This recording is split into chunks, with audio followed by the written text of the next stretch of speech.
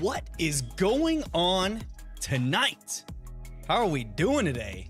How is everyone? Unknown moon, blah, blah, blah. Can't talk right now. Unknown moon, welcome. How you doing? Hope everything's great for you this evening. What's up? What's up? What is up? Yo, diving back into the briefcase simulator madness tonight. It is going to be some fun times for sure. And we'll see if we get our little pink monkey tonight. We left off at only 80 checks last time. Talking Flower, how you doing? We left off at 80 checks last stream, so we will be continuing on from that point. I need to make sure that my glasses are all clean here. But continuing on from that point, hopefully narrow down the odds a little bit more. Once again, we are jumping into Pokemon Shining Pearl. I'm doing a fire type only shiny run through the game. So it should be a good time. But yes, into the game we are going to go. I'm just loading it up on my Switch right now. But hopefully we'll get going on some checks. Maybe if our luck is completely wicked crazy, maybe we can get our shiny Chimchar tonight. I'm not holding my breath, but I'm also not gonna completely knock it down, because every time we open that briefcase, there's a chance that that Chimchar comes out in the battle scene and we could have a little pink boy. So it could happen. I'm not completely counting it down. Talking Flower says, I remember I left off at 26 encounters. Yeah, left off at 26 and your boy kept going. Kept on going. But the shiny odds for this game, if we don't recall, are 1 in 4,096. So I'm not stressing about it too much. Elaine, welcome. How you doing? I know we had quite a few guesses on the encounter count last stream. Once again, I'll continue with that. So get your guesses in, y'all. If you guys guess the encounter number like on the nose for any of these shinies, when I finish the run, I will trade you the shiny. Trade it over to you. I'll give it up fair and square. I'm gonna put in all of this effort to get these full odds shinies in Shining Pearl, and then if you guess it correct, I'm gonna give it to you. So that's that. Get your guesses in before it gets too late. Y'all that have already guessed can't change them now. So don't even think about it. I'm watching you. I'm watching you. I know. I took notes from the last one. I didn't actually take notes, but I do have it on recording. What you guys guessed, I called them out. So just know it's there. But with that being said, we've got some encounters to get into, y'all. So we're gonna switch on over to our game scene. You can see here, we left off at 80. We're right outside the lake, and encounter number 81. We are going right into it. We're just jumping into the thick of things. I didn't even give my normal Taco Tuesday spiel, because we're just jumping on in head first, and we're gonna see how this goes. But one thing I do need to do is turn this music down just a smidge, because I normally don't keep it that loud. There we go. Turn the music down just a smidge. And I'm gonna switch it up to this. We're gonna do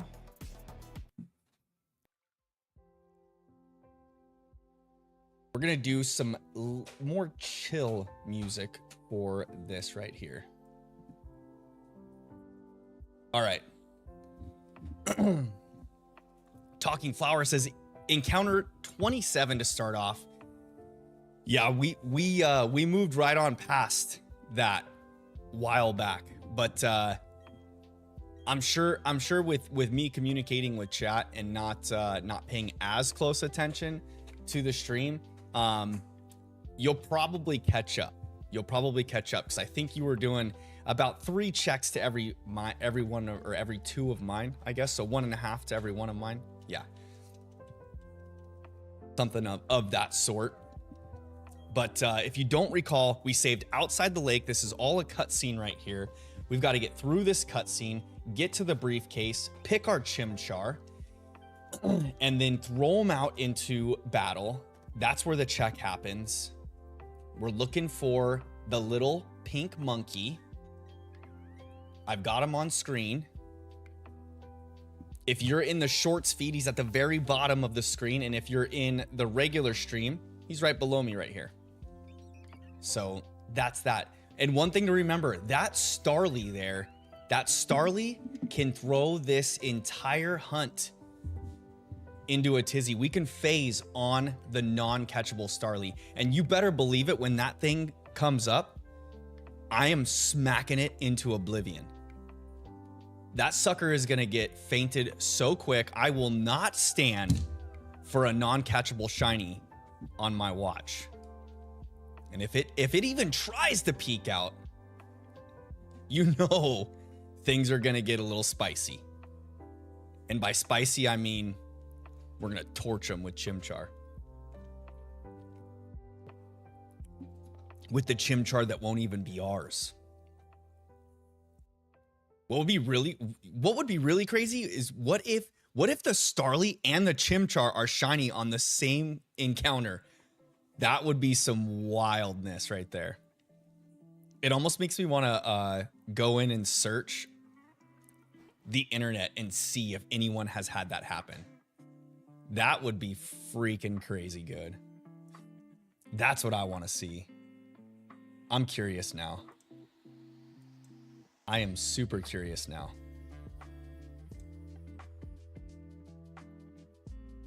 All right. Right on through these guys here.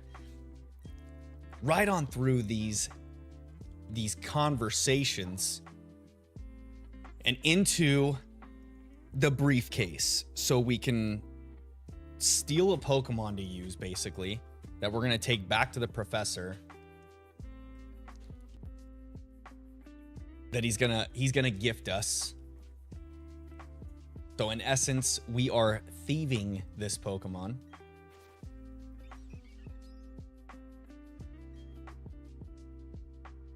But we're doing it because we're doing it out of necessity here.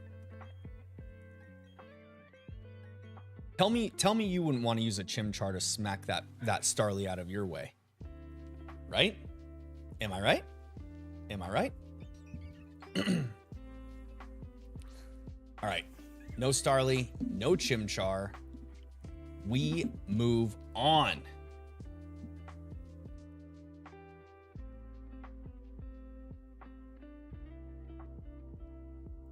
Talking Flower says, technically it is catchable because you can take a pick. Yeah, but you can't catch it and put it on your team though. That's the thing. Like it's a gone forever type deal. There are no Pokeballs to throw at it. It is just gone with the wind.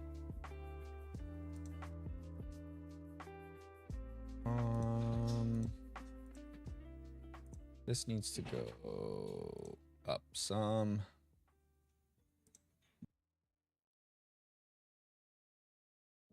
There we go. There we go. What's going on here? What's going on here? The joys of of using a digital purchase instead of a hard copied purchase of the game. You get what you get and you don't throw a fit. At least that's what they told me in grade school.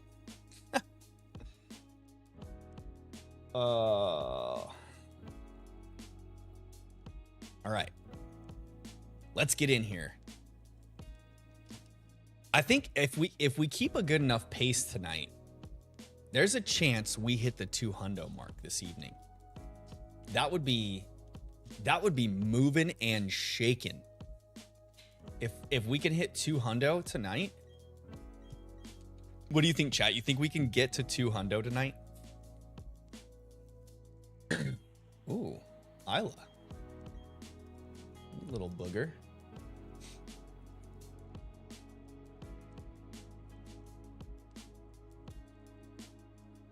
That's right. Get on out of here. Get out of the lake so we can get our briefcase. Well, not our briefcase. It's actually the professor's briefcase. But we just want to borrow the Pokemon for safekeeping and safety reasons. And then, only then,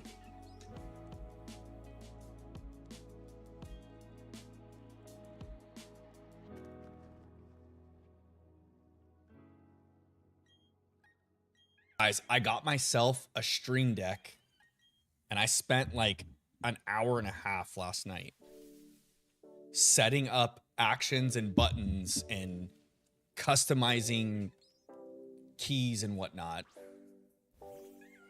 No Chimchar there. I'm so excited about this device. It is such a cool device. You can launch programs with it. You can control OBS with it. My scene switching is happening because of it. I can end up setting up to chat, which I plan on doing. It'll be so good.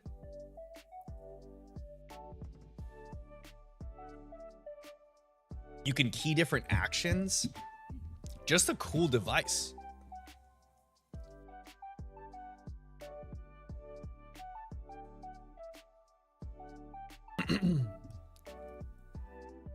If we get the Starly shiny, we will definitely screen capture the shiny. And I will be posting it in the Discord. The screen capture.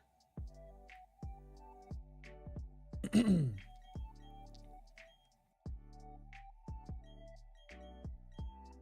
on, Rowan and Don. Get a move on here. Let's keep this party moving. We just want to get through this briefcase simulator so we can start playing the game.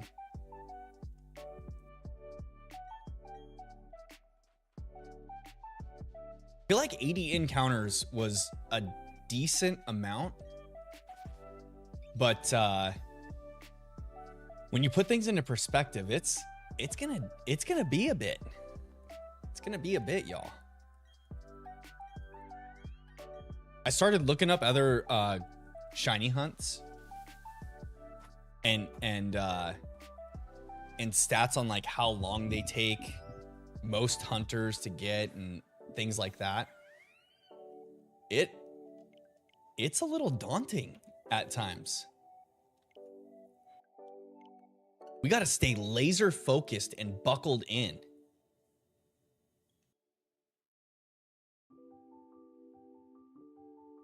Did you guys pop your popcorn, get it ready? How was everyone's Tuesday, by the way? What'd you do? Anything exciting? Anything special? Out of the norm? Let me know. I want to know. I want to know what's happening.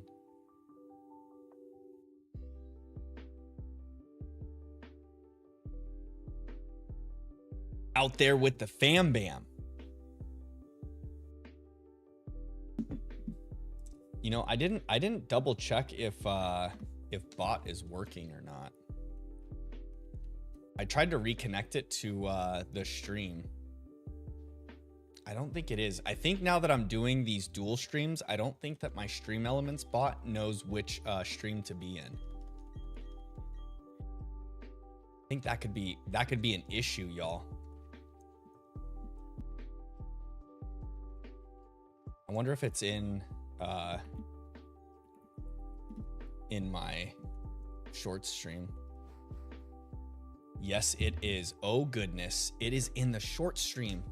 I think I know how to correct that then. I think when I'm setting up my streams, when I'm scheduling them, I need to schedule the normal stream after the short stream, and then that way we can have chatbot in the normal stream. I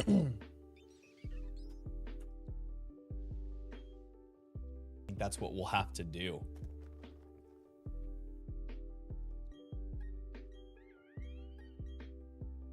All right, encounter number 85. Let's see what we got.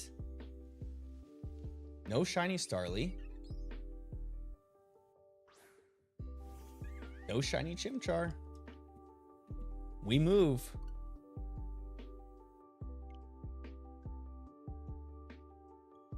Checking if the software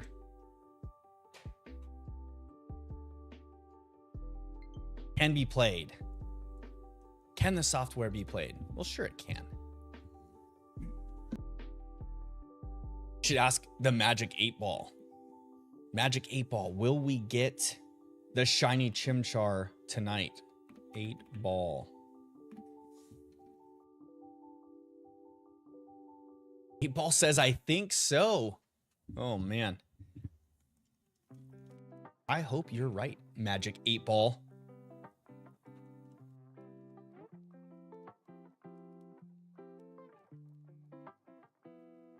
Talking Flower, how's the Turtwig hunt going? I thought you were gonna change your name to Beefle, I think it was. Beefle? I think that was it.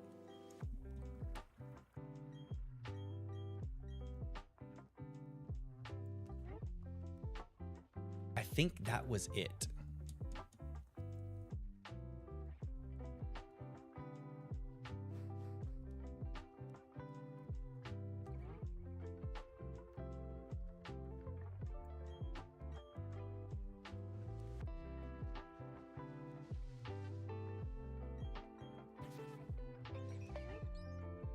All right.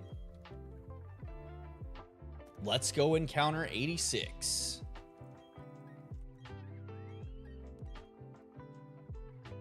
What do we got? What do we got? What do we got?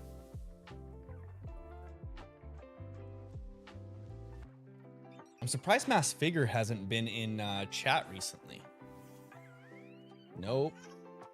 No shiny there.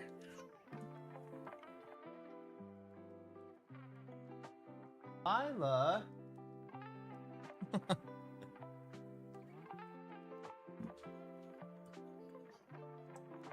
Talking Flower, no, I changed my mind.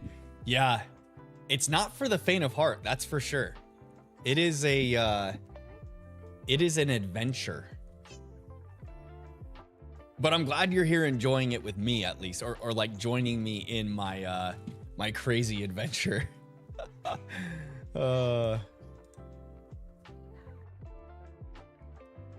That's the ticket, right? All right, let's get in here. Let's get in here and get another one in. We got 86 down now.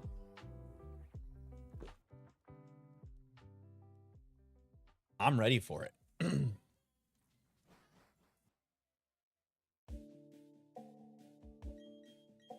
Are you shiny hunting something else instead tonight? Back to Scarlet and Violet, back to Paldea, maybe?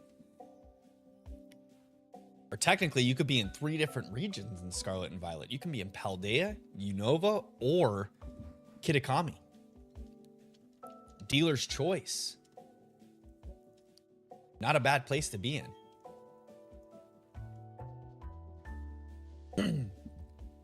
Did y'all see that Nintendo tweeted out today confirming that the Switch successor announcement will happen this fiscal year, which means their fiscal years go from March to March.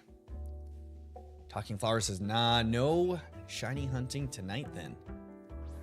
Just chilling with your boy, enjoying some shiny hunting here. watching me drift off into the madness that is the briefcase simulator.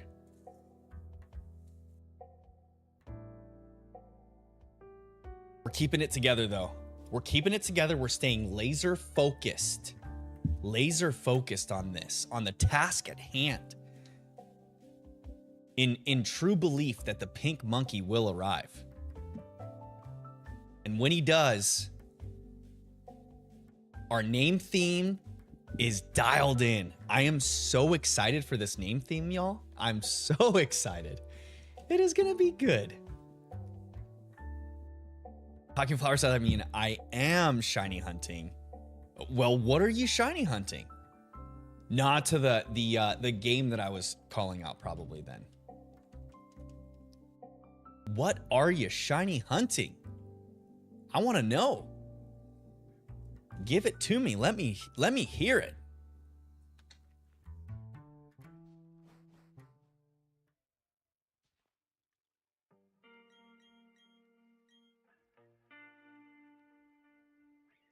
I think maybe I should try and change this here and here. And then I could put this down here. I'm trying to rearrange my screen here and figure out what's the best way to do it, especially while I'm dual streaming, because I want to be able to keep an eye on both chats, but I need to keep the stream studio open as well so I can see how we're doing with connectivity. Talking Flower says, I'm going to play Let's Go Pikachu, but hold the phone.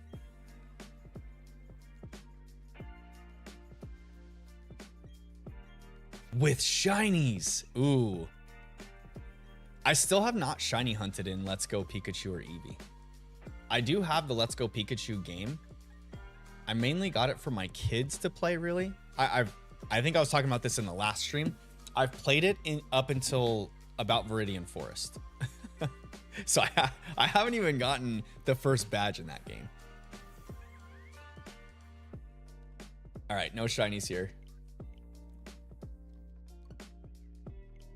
No shinies, but that sounds like a fun time, actually. I bet that's a good way to play Let's Go Pikachu and Eevee. Shiny only run in Let's Go Pikachu and Eevee. Maybe I should do that. After this run, I should line up a Let's Go Pikachu and Eevee run. I've never played that game all the way through. That would be a good way to do it. That would be a good way to get myself through that game. I do love me some Kanto, but there's a point where you just kind of get like, I wouldn't say burnout, because it's not that, but a little bit of it is burnout. And there were so many other like shiny different games to play instead, you know? When I finally did get Let's Go Pikachu, it was like right around the same time that Brilliant Diamond and Shining Pearl came out. I got that, and then I was gonna play Let's Go Pikachu and Eevee, but then Arceus came out. Katie says, I'm sad. Why are you sad? Welcome to the chat, Katie. How you doing tonight? Well, I see that you're sad tonight. That's not good. What are you sad about? Don't be sad. Being sad isn't good.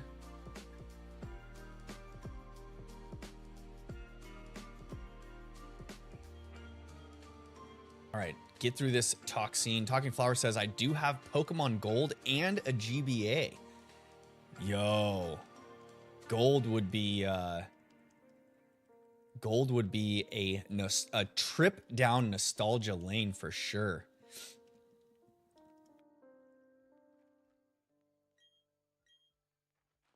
I am still crossing my fingers that it's happening again. Oh no. You just need to relax. Take a deep breath, relax. It's all okay. Nope, not Turtwig. We want Chimchar. We want Chimchar. That is the thing. Katie, just hang around in here. I will be chatting it up. I might not talk the loudest, but I do talk pretty frequently. No shinies here. On to the next. Yo, we're going into encounter number 90, guys. Number 90. We're going to be breaking triple digits here soon. We're going to be feeling like a true shiny hunting team, y'all.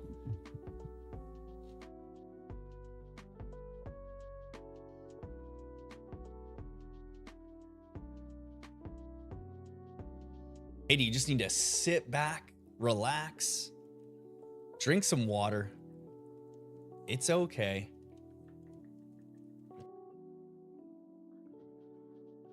I'm over here drinking some coffee. I got myself a true and good coffee here. It is delicious. A cold brew, I might add. I'm very much a fan of cold brews with the soft top, and I always just add flavoring in the soft top. I'm not big on like super sweet coffee drinks. I always try to stay away from the super sweet ones, or like I don't like things that are very syrupy tasting. If that's even a description, a descriptor, syrupy. I don't even know if that's really a word I can use or not. I like to speak my own version of English around here. So welcome. I hope you have fun enjoying it. All right. Chimchar, back at it. Number 90. We are not far off from breaking triple digits. And the Starly's not shiny, so we're good there. No shiny Chimchar. Number 90 is down. We got there.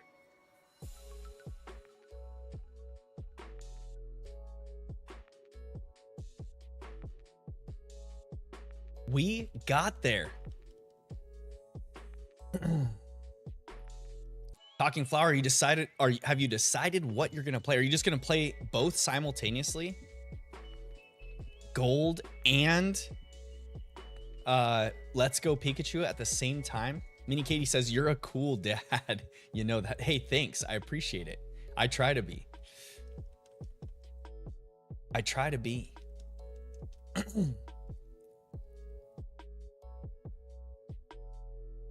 Try to be involved with my kids as much as I can be.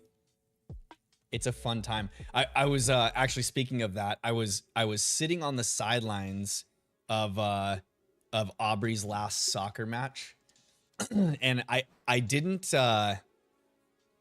coach, so I didn't play soccer as a kid. I'm just a huge soccer fan, mainly of the international style. So I like watching the U.S. men's national team play a lot, but I also follow Milan in the Italian league because I lived in Italy for a few months when I was in school. And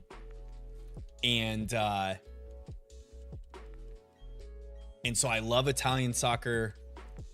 I like that like technical, strategic style of play that the Italians play. It's at times a little too slow to my liking, and that's what I really love about international play, because a lot of the international teams are, you know, cream of the crop, top players from their country, and they're just getting after it. So I love international play. Plus, I'm a very patriotic patriotic person. But I love watching our American boys go out there sporting our colors, and I love to see the growth in the talent pool. But anyways, that's a long-winded way of telling you guys that I know enough about soccer to probably coach kids, but I'm not. I don't have any like technical background in soccer. Katie says you should do Twitch. I don't really want to stream on Twitch, to be honest. I have no interest in streaming on Twitch. I'm happy doing the YouTube stuff right now, and the plan is to add. Oh, Harley must have seen a coyote out there. And my plan is to just continue adding volume to my YouTube page as far as like content goes. This playthrough is probably going to be my first long form video on the page. So you guys are active in what will more than likely be my first long form content on the page. I have a couple other ideas of things to do too. I've been kind of waffling an idea of some VGC stuff because I do like to follow the VGC circuit. I don't follow it in depth enough. I don't feel like to really hit on things. Brendan, hey, welcome to chat. How you doing tonight? I hope things are going well. I love shinies too, my guy. I love shinies too.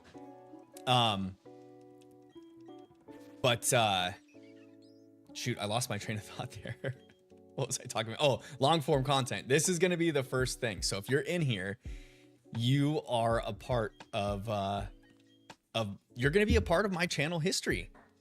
Y'all, you guys will be able to look back on when I do post the long form of this playthrough and be like, hey, I watched the live streams of that happen. And I think that's a pretty cool thing. All right. 92 encounters down. Talking Flower says, I wonder if I should start live streaming Pokemon hunts. Do it. It's fun. It's super fun. I got circled back into the Pokemon franchise with the Switch, and I love every minute of it. I am such a collecting fiend, and it just pleases me to be shiny hunting on the Switch. And I've always had like this little itch to do YouTube for quite some time. And I figured, why not do that? Pokemon is a huge franchise. So if anything were to ever happen, I feel like the Pokemon community will always be around. So if I get lucky enough for the channel to pop off one day, I know that the content would be secure. It's evergreen and never ending. But I do have intentions. I was thinking about it actually today. I was running through scenarios in my head of some long form content for VGC stuff. Because there's not really anyone out there doing like tournament update.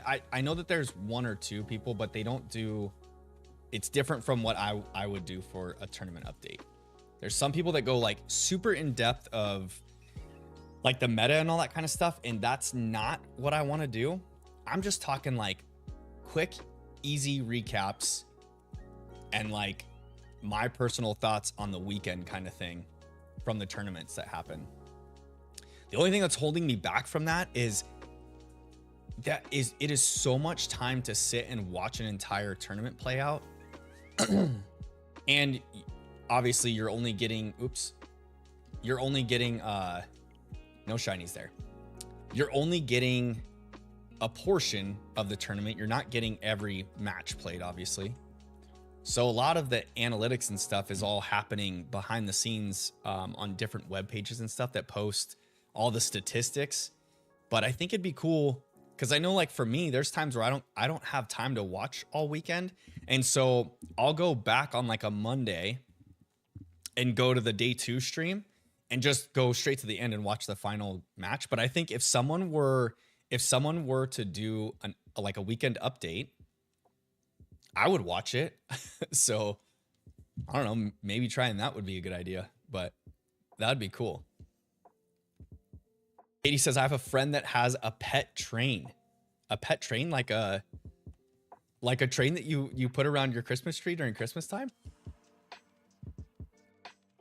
I love those little model trains. Like when you go into old antique shops and things like that have the little model trains. I went to a little kids store in when we took vacation to Florida. Gina and I went with her mom, and we went to like this beach city in Florida, and it was like a cute little like an old school beach city, and it was super cute. But they had on their little main street where all the shops and the restaurants were and everything, they had a little kids toy store. So we obviously had to stop in there because the kids weren't with us. It was an adult thing. And so we went in, and in this toy store, like it was an entire model train set all the way around the top of the toy store. And it went over the top of the, like they had shelves for like books and cool knickknack things and cool little kids toys. And on the top, it was on the tops of the shelves, suspended. It had bridges. It was so cool. I just thought to myself, like, that would be so neat to have that in your house. Like, that would be awesome. Big Rex, welcome. How you doing? My Switch has error 2101-0001. What do I do? I have no idea. I would Google search the error and see what it is. I don't know what that means. And it won't charge. The Switch won't charge. Oof.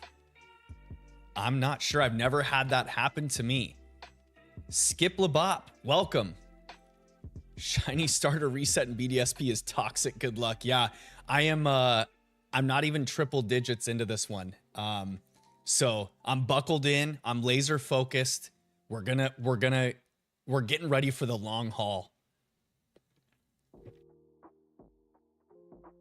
We're getting ready for the long haul, y'all. I've never done a soft reset shiny hunt, so I'm throwing myself right into the deep end of things. Katie says, no, a train, a dead ass train as your friend's pet. Like a full size train, Katie? Are you talking about a full size train? Those of you that are just getting into chat, on the shorts end of things, if you see me talking or referencing other people, it's because I've got a vertical form stream going in the shorts feed, as well as normal form stream. So if you prefer the regular format streams, or if you're on a computer or something, you can head over to my page and jump into the regular one. The streams are titled the exact same thing, but the vertical stream has hashtag shorts at the end of the title. And hey, I haven't asked yet tonight, so now is as good of a time as ever. If you guys could please drop a like on the stream. It really helps out. It helps push us out into that YouTube algorithm. It's free for you. It's cool for me. And I'd really appreciate it. So thank you ahead of time if you've done that. Skip Labop says, oof, not to discourage you, but mine took 12,000 tries. Hoping yours comes sooner. Yes, I'm hoping that as well. At the start of my last stream, when we started this whole thing, I did mention to the viewers that to get your guesses in, if you guess correctly the encounter that I get the shiny, I will trade the shiny to whoever guesses it correctly at the end of the run. I'm going to get through my run first. But it's a mono-type fire run, which leaves us with 4 encounters for this game. That's why you could see just the 4 Pokeballs for the Pokemon that we get in this playthrough. And I've got a naming theme already planned for them. I'm pretty excited about it as well. It's going to be fun. It's going to be crazy. It's going to be some good times, y'all. But once I get through the playthrough of the game, once I get through the gameplay, I will trade away all the fully evolved shinies that I get if the encounter number is guessed correctly. It's a fun little thing we do. Normally when I'm shiny hunting in Scarlet and Violet, we do it with the timer left on the sandwich power. And so I thought a fun way to kind of incorporate that into these streams would be to guess the encounter number.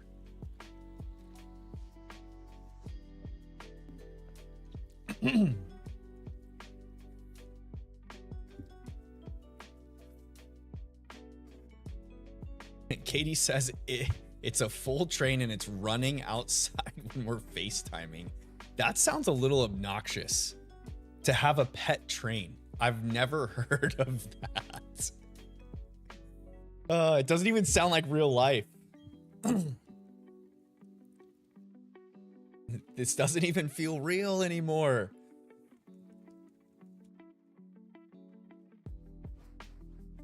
This ain't no model train. This is a big old monster. Fun fact, I used to work for the railroad.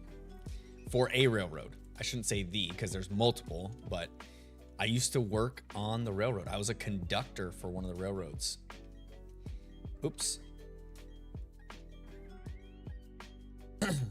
Hauling all kinds of goods across the nation. So that was just in one little specified area. Katie says it's because he lives besides train tracks. So just because he lives next to train tracks, he's he has a pet train. That sounds one of a kind. That sounds unique. That's for sure.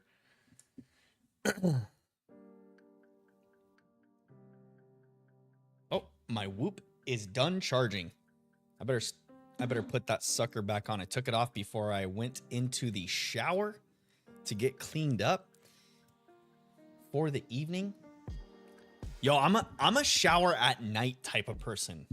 And I know that this is a very touchy thing because there's some people that are dedicated to showering in the morning and there's some people that are dedicated to showering at night. And then there's also people that I think that should shower multiple times a day, which is a-okay with me because I'd rather be clean than dirty. But I want to know from you guys, do you shower in the morning or at night? And what's your reasoning behind it? Because like, I know I have my reasoning behind it. Gina kind of instilled it in me. I used to be a morning showerer. It used to help me wake up in the mornings, but now I shower at night, and I've been that way for a handful of years now, or a few years now, I should say. But I like to shower at night, get all cleaned up. That way, like, before I go to bed at night, I'm all nice and clean. You know, you get into your bed. It's like a place of sanctity. Calmness. It's time to relax, recharge. And you got to be clean and tidy when doing that.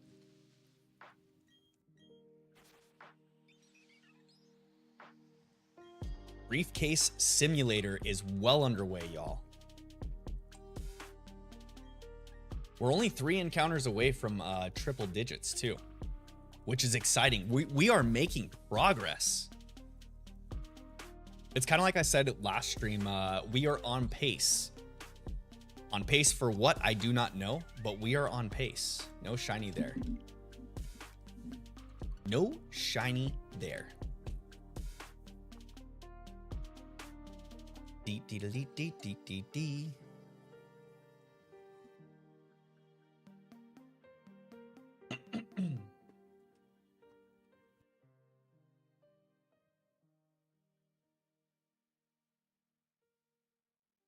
Our little pink monkey. Once we get this pink monkey and we can actually start gameplay, things will speed up a bit. A twinge, I should say.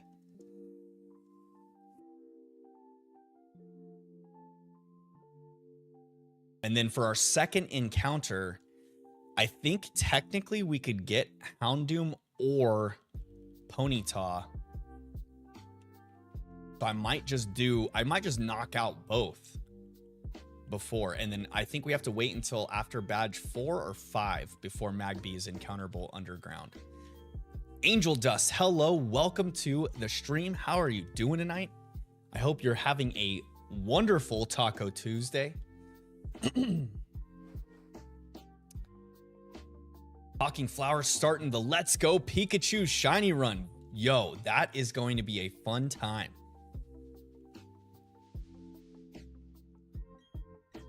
Talking Flower, be sure to post your shinies in the Discord. when you get them. I want to see them. I want to see who makes the roster.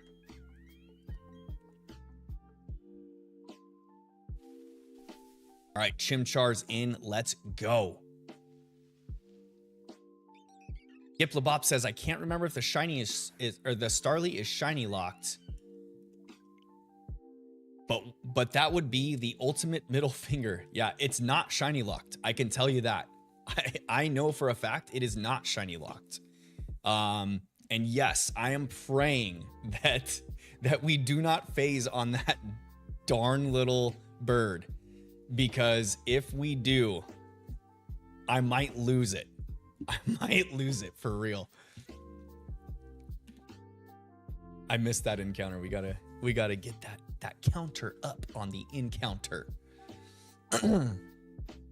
Yeah, that would be the biggest middle finger if we phase on that Starly. But like I've said before, if that sucker shines up, if that sucker turns up shiny, we are smacking it out of here.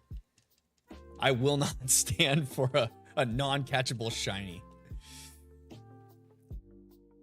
Not stand for it. Mini Katie says, I'm eating croutons with spinach dip. Yum. That sounds good. That sounds delicious. I had a chicken sandwich for dinner tonight, and it was delicious. I know, and it's another Tuesday that I didn't do tacos, and I had tacos this weekend. So you would think that I talk about Taco Tuesday all the time. Come on, Casey, wouldn't you have tacos on Tuesday? Nope, I did not. Just a good old chicken bacon ranch sandwich, and it was delicious. It was absolutely delicious.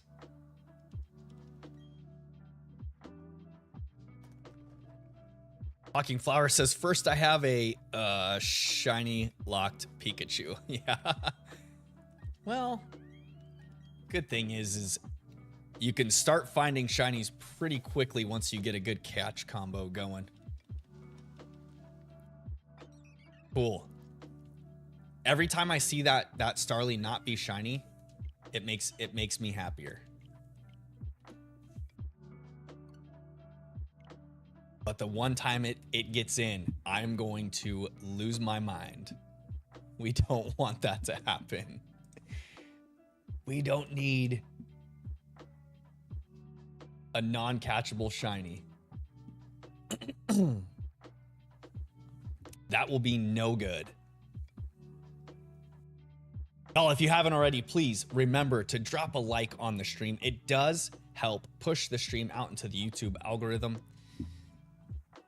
Encouraging others to come join the fam bam, hang out with us while we do our shiny hunts, playthroughs, all of the fun things. You know what we like to do around here. The hunts of the shinies.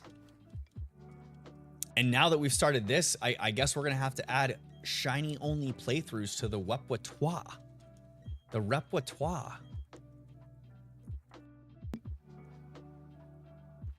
Giplybop says, no tacos, but I'm eating a burrito as we speak. Does that count? Heck yes, it counts. A burrito is just as good. Are you kidding me? A burrito is like the taco's long lost cousin. Oversized long lost cousin.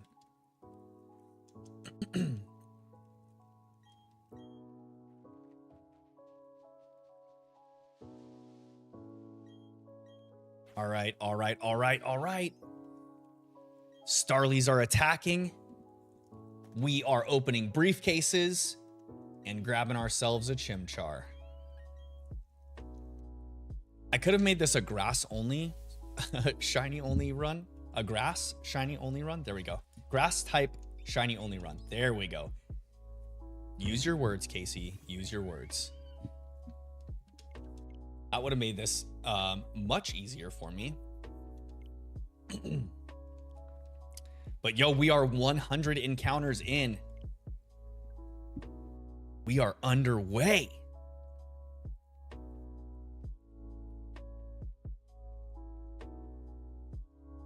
We are into the shiny hunt.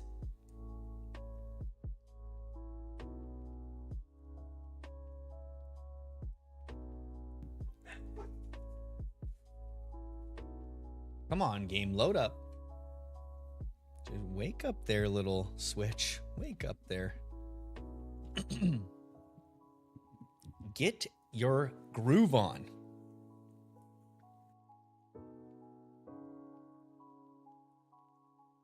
Is she not going to sleep, babe? Gina laid baby Isla down and she's just chilling.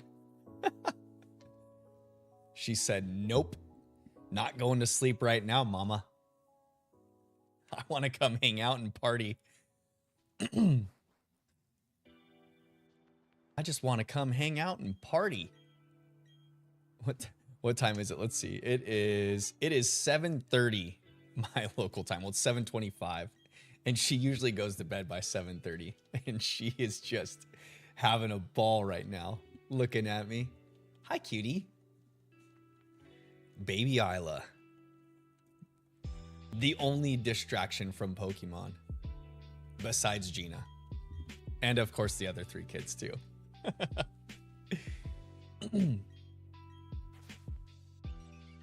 All right, Starly's attack. Let's go. Let's get our Chimchar. Do we have a pink one? Do we have a pink monkey?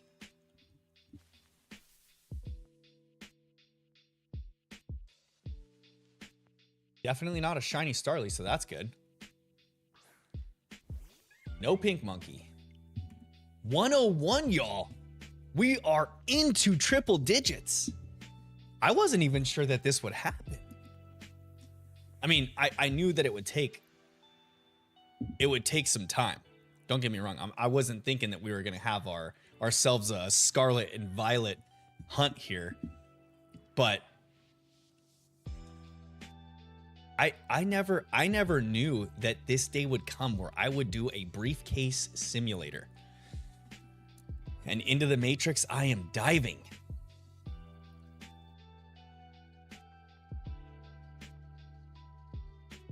Got my trusty cold brew at the ready to keep me going, energized, laser focused.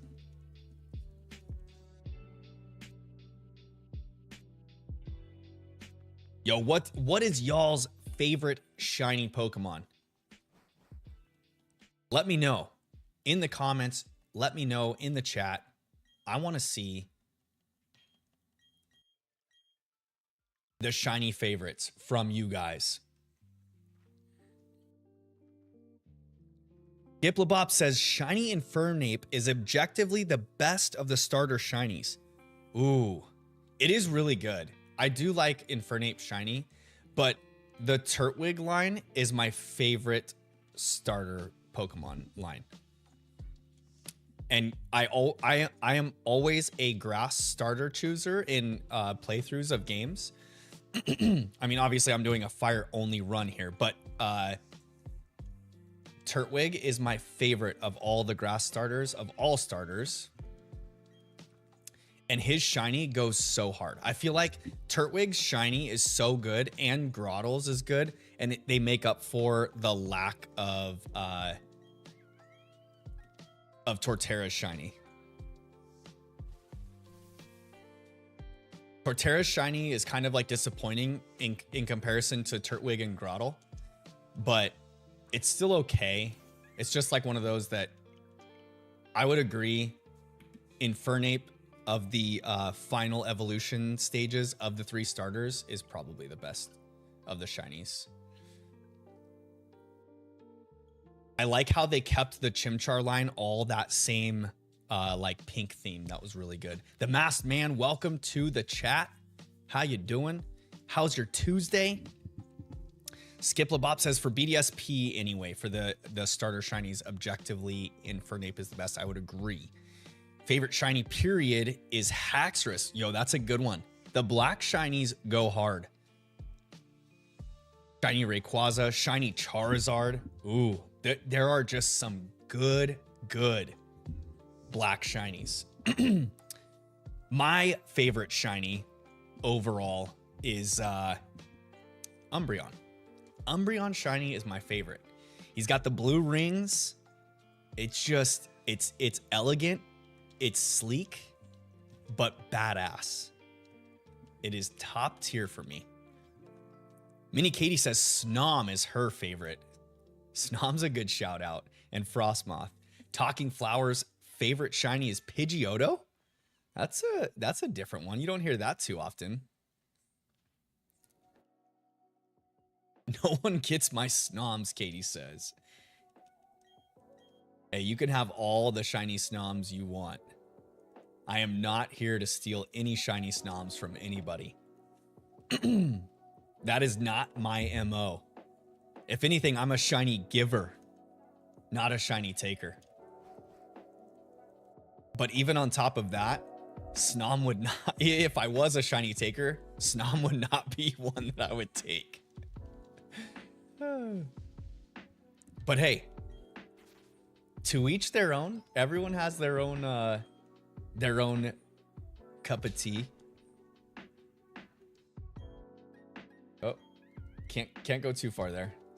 Almost picking the wrong starter.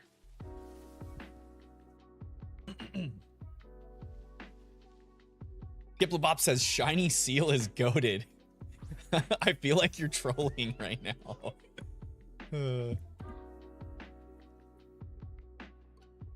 Shiny seal and Dugong and Seal line got they get the short end of the stick. They are the evolutionary line from Kanto in most need of some love. And then on top of that, their shinies are just very minimal, to say the least. If you don't know what a shiny seal or Dugong look like, do yourself a favor and jump on Cerebi and check it out. It is very, very subtle.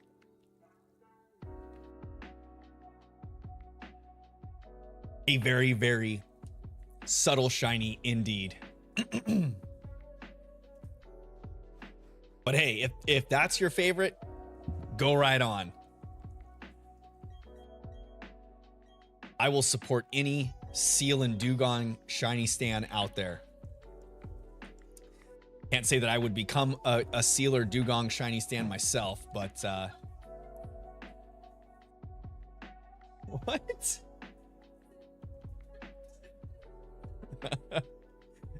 Gina's over here losing her marbles.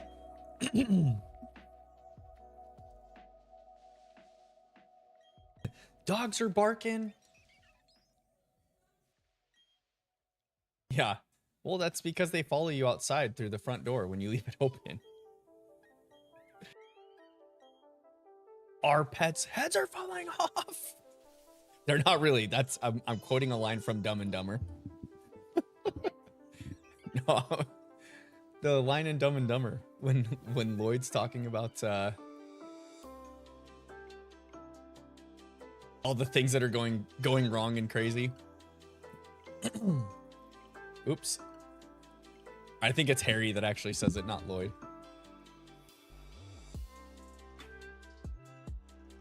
Giplabop says, I gotta take off. Could only stop in for a bit, but subbed now and good luck. Hey, thanks for the subscription. I appreciate it, Skip. And you have a great evening, my friend.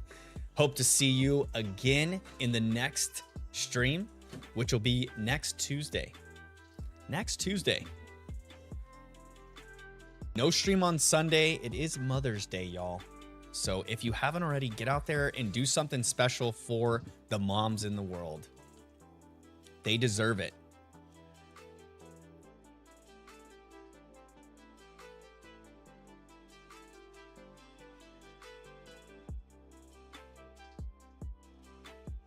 Bum bum bum bum bum bum bum bum bum bum.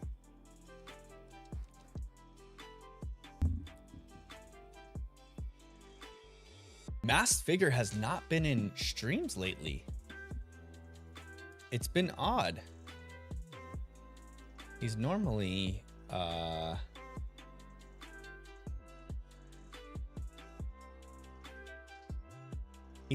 around.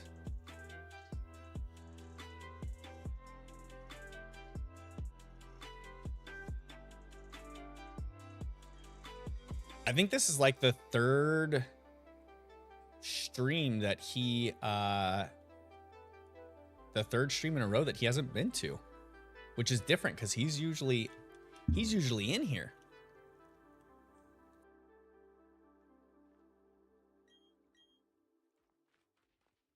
Talking Flower says I posted something to the Discord. Okay, let me check it. Oh, shiny show off.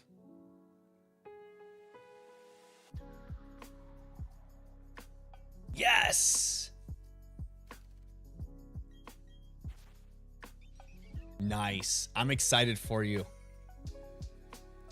I am so excited for you. I hope that you have the best shiny odds. That is such a fun game. Fun looking game, I should say. I shouldn't say fun game because I haven't played all the way through it. I've only played into Viridian Forest, like I said earlier. But the art style of Let's Go Pikachu is so good. Netflix, baby. All right, 105 in? 105 encounters in? Mini Katie says, who? Who are you talking about, Katie? Oh, who else? Who I was talking about? Ian, mass figure. He has not been around in stream. And he's normally pretty consistently in here.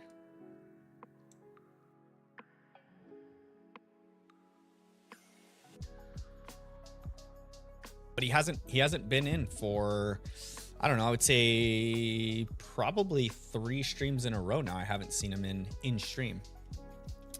But he might just be busy. It's all good. It's all good. I'm starting to get to the point where when you regulars don't show up, it's a little concerning. It's like, hey, are my friends okay? Are they doing all right? You know?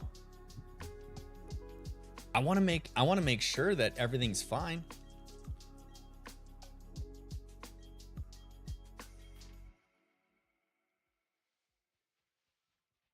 Maybe something happened. Yeah, it could be. I know, like, for most people, I think Mass Figure is younger, so I think he might be in school. So maybe he's got finals that he's studying for. Doesn't have the time to be dropping in stream right now. It's not a big deal. I'm sure he's good. I'm sure he's okay. He'll be back with a vengeance. We'll be hanging out in no time.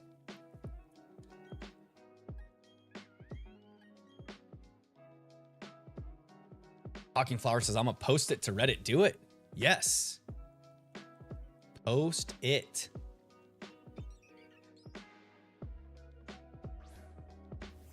I'm sure you'll get a bunch of advice on what to do in your run, who to take, where to get them.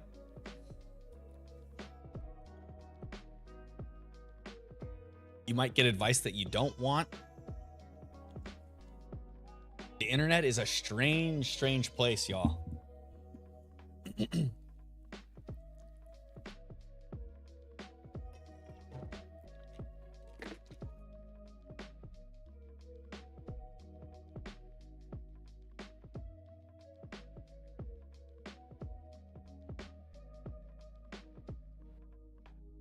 I did not want that crunching in the mic. King Totodile, welcome. How you doing tonight, my friend? Today is my birthday. Happy birthday, Totodile. Happy birthday, KT. And welcome. Welcome to the Briefcase Simulator. We are 106 encounters in and cruising right along for this pink monkey.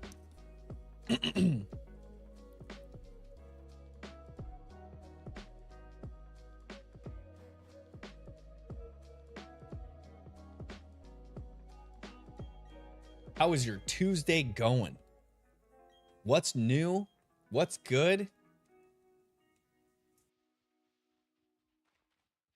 You know who else hasn't been around in a while is Ralph. Sir Ralph McCuts. I haven't seen him in stream for a little bit either.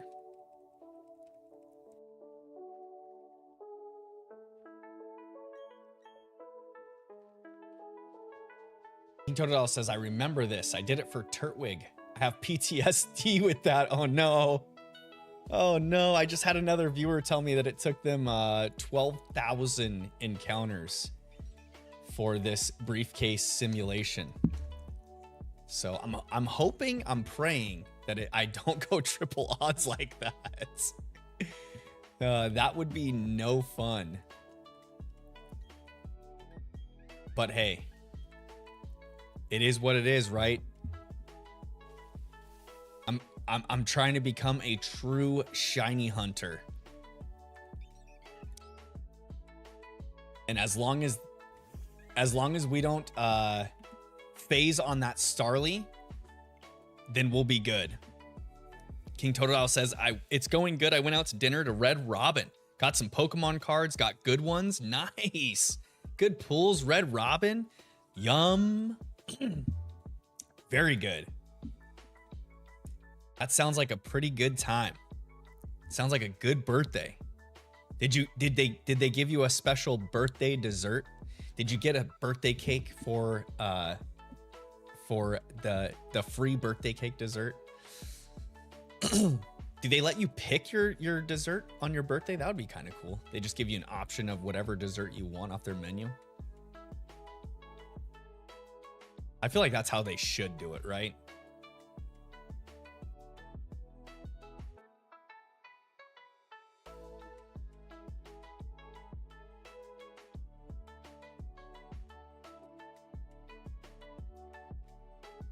All right, encounter 108.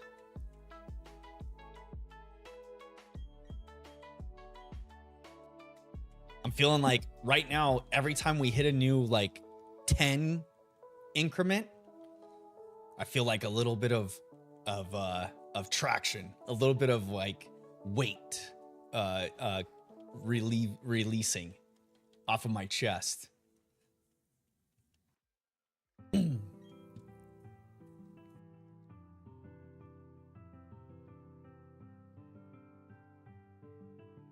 Yo, I tend to lean into this side of the camera more. I need to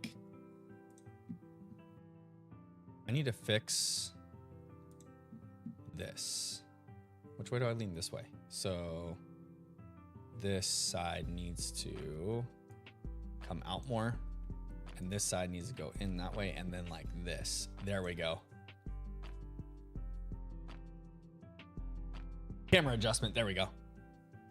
Get me a little more center on screen so I feel like I keep leaning one way or the other, and every time I look at my OBS studio, I'm like starting to cut myself off of the screen, and you guys might not be able to catch the full view of me. I'm doing you guys an injustice here.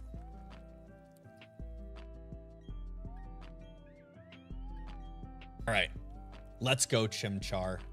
Encounter 108. What you got?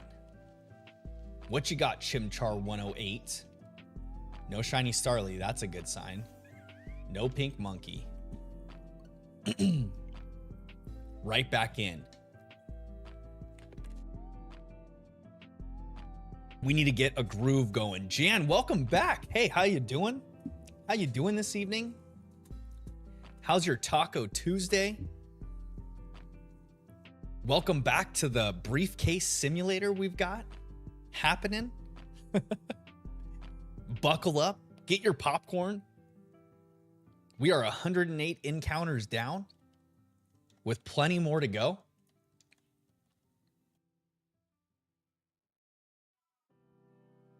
Y'all that are in chat, hey, if you guys haven't already, please remember to drop a like on the stream. It does help out a ton. It's free for you. It helps me a ton.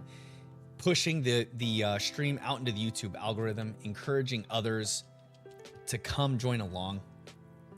If you're in the vertical format feed and you're on your phone, you can press the screen with your thumb, holding down on the screen. It'll pop up a menu and you just hit that like button. Super simple, super easy. And those of you that are in the chat, if you were here last stream and you didn't already get a guess in for the encounters, remember, get your guesses in for how many encounters it's going to take to get this shiny. If you guessed the number correctly, I will trade you the shiny Infernape after the run's over. And I've got a good naming theme coming down the pipeline, y'all. So if you didn't hear me already talk about the naming theme the last stream, just know this naming theme is gonna be legit. Too legit to quit, y'all. So get your encounter guesses in if you didn't guess already last stream. At some point this weekend, I'm gonna go watch back and make sure that I take note of everyone's guesses. That way I can stay true to my word, and if someone gets it correct, I can make sure that we get the Pokemon to the rightful owner.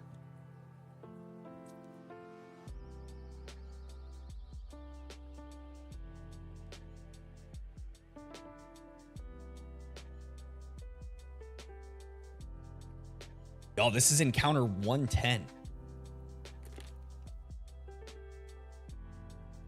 Encounter 110 coming in hot.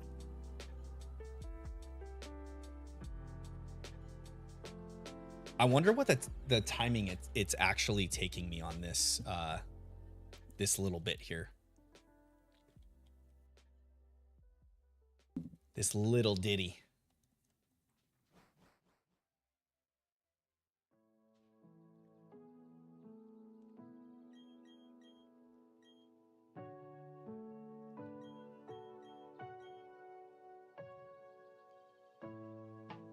Delta 10, welcome. How you doing? The guess is 222.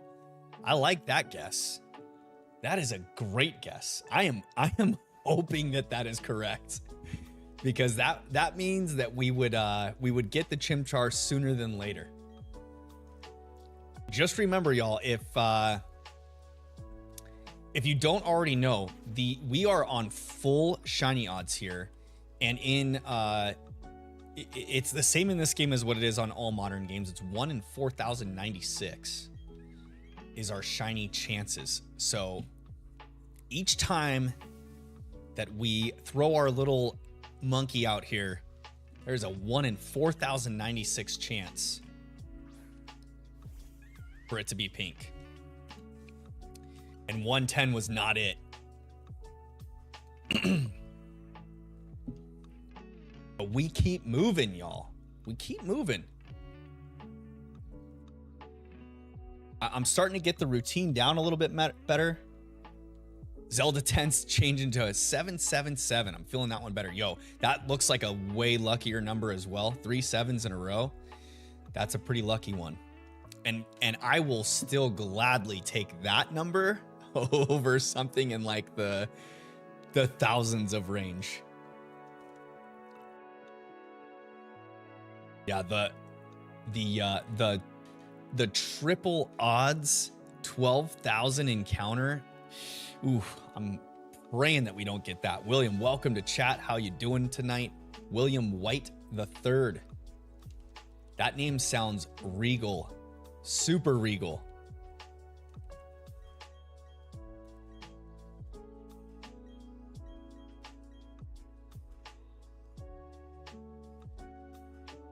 All right, let's see here. Let's see what we get.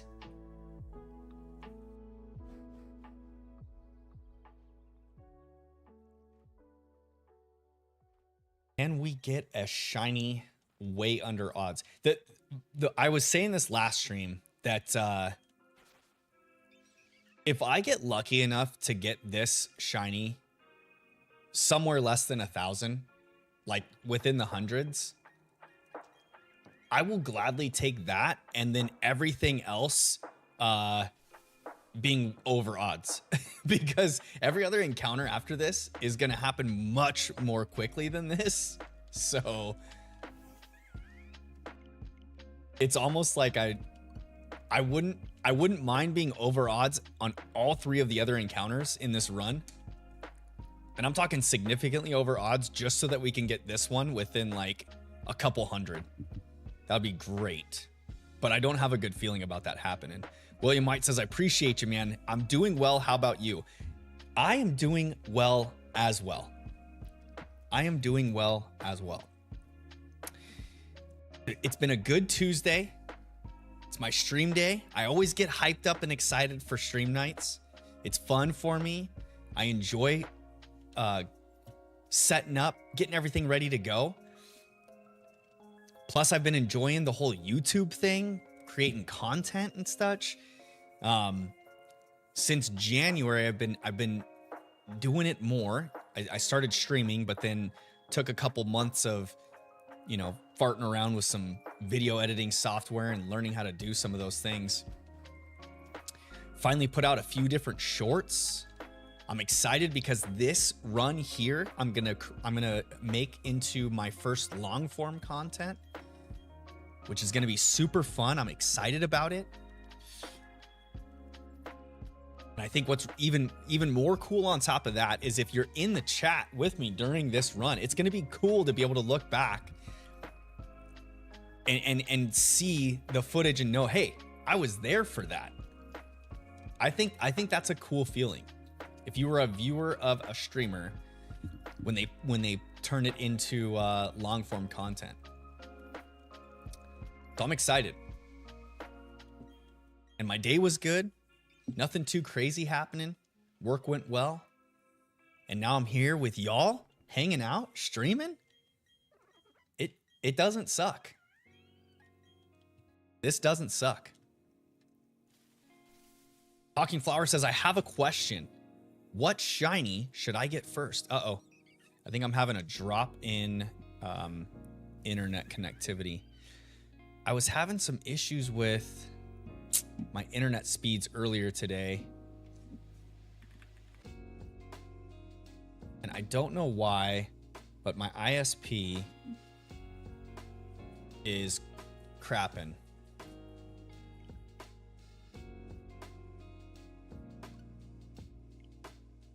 Let's see here. Yeah, that's not good. Why am I getting such huge dumps in upload speeds?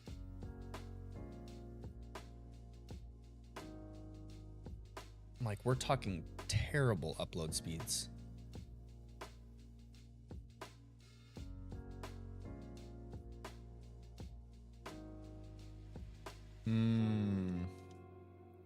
Normally my upload is usually around 20 megabits per second. There it goes. It's back up. We're good. I'm sorry, y'all, if you're experiencing spikes in or like lag in the stream.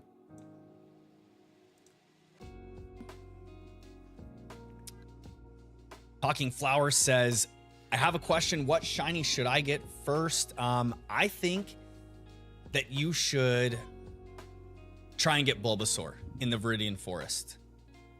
That would be a good one. Zelda 10 says, is it storms? No, it's not storms. I think it's just, I live in a rural part of Arizona. Legendary Shiny Hunter, welcome to the stream. Thanks for stopping by. But to answer your question, Zelda, I live in a rural area of Arizona. And there is a company that is going to start on installing fiber in our area. And they are getting closer to my neighborhood. And so I think it's going to start possibly causing issues, although the cable drop comes from above. So I don't know why like trenching through the streets would cause any issues with that. But I have noticed that since we got the notification that the fiber company is going to start getting closer to our neighborhood, that's when I've been noticing spikes in the uploads. So I don't know. It could just be coincidental. I'm hoping that the fiber crews get done sooner than later. That way I can get us switched over to fiber, because that would be ideal. Ideal. No pink monkey. We move on to the next. Delta 10 says, that's what happens to me. Yeah, the storms can definitely do that to your internet connectivity. I was having a major spike or dump in upload speeds before I started stream tonight. It was making me a little anxious. But everything got back up and running okay before, so we were all good. Sriracha Boy, I don't know what to hunt for next in Pokemon Violet. Any suggestions? Do you already have a Cloth? I feel like Cloth is such a good one to hunt. The best place to isolate it, though, you'll have Knackley also spawning in if you isolate it with a rock encounter sandwich. But the baby blue shiny is just so good. Probably one of the best on the Gen 9 Pokemon. One of the better ones. I do like the Palmy family a lot too, though.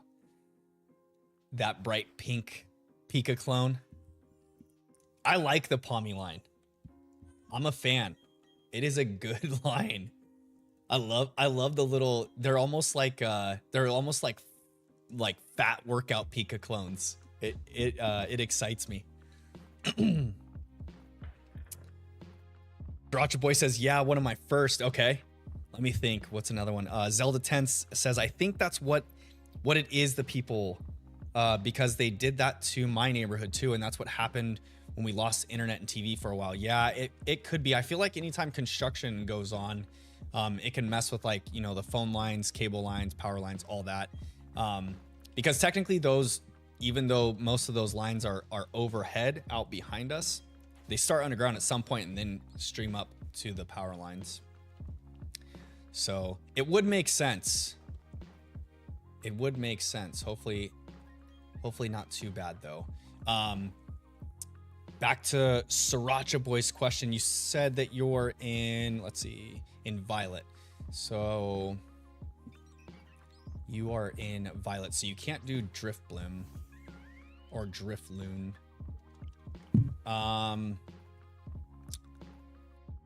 What about, do you have Dratini? Dratini's a fun hunt. Dratini's a fun one to get. The little pink worm. If you hunt Dratini, most of the places that Dratini spawn, if you're hunting and it cycles into the night cycle, you'll also get the, oh shoot, what's that Pokemon called from Sword and Shield, the pseudo? It's Dracloak is the middle evolution. Dragapult is the final evolution. What the heck is the first form of that line? I can't think of it.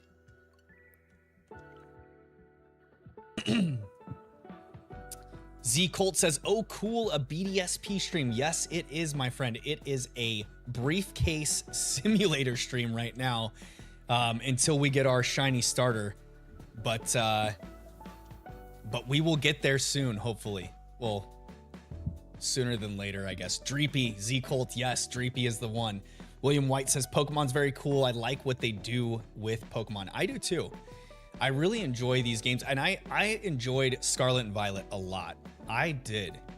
I know that there's a lot of hate about the bugginess and the glitches and whatnot, and the fact that we lost some like soul to the games, you know, with not having the buildings to walk in, and the NPCs were kind of lame in this generation. I don't disagree with any of that stuff, but I do think that making the leap forward to open world and overworld spawns was a huge jump in the right direction, especially for Game Freak.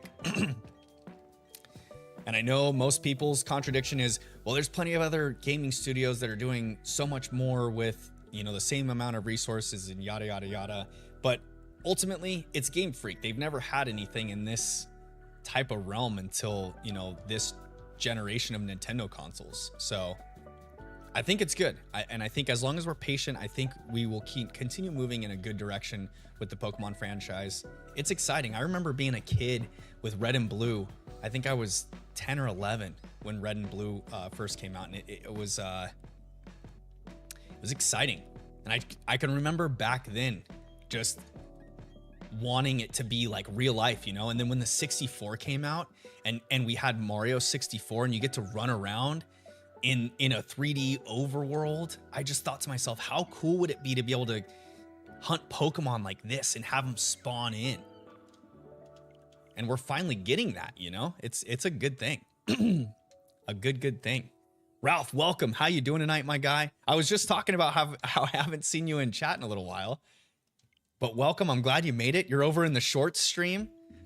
Y'all, don't forget, if I am streaming both vertical and normal tonight again.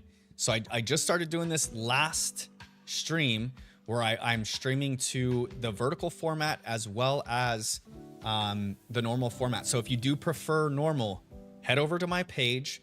The streams are titled the exact same thumbnail. The vertical format stream has hashtag shorts in the end of the title. So you can jump between or jump to whatever one you prefer. They are two separate chats though. So if you're looking at, if I'm calling out someone else's chat and you don't see it and you like to read along, it's probably because I'm talking to one chat and not the other. I've got them both up here on my screen to be able to read them. But yes, it is a fun time.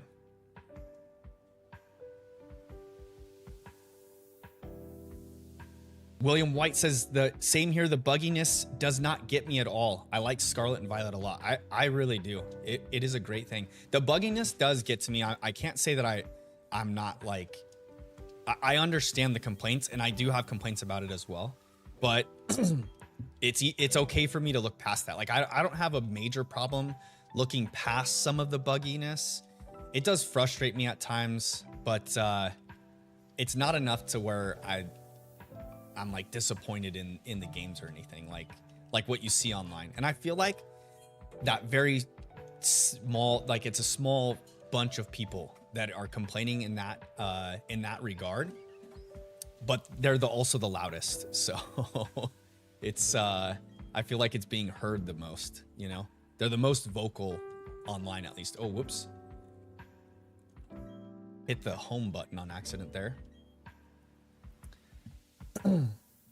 Zelda 10 says, I grew up in N64. I fell in love with Arceus and Scarlet and Violet the moment I saw it because it looks like they took N64 and made new. Yeah, it really does. It gives me the same vibes as well of like seeing Scarlet and Violet as well as playing Arceus the first time gave me that same N64 nostalgia. I remember when the N64 first came out and I just thought how cool of a console that was. Jumping from the Super Nintendo to that was mind-boggling. And then that controller was so funky. I hated that controller, but I loved it at the same time because it was so distinguishable, you know?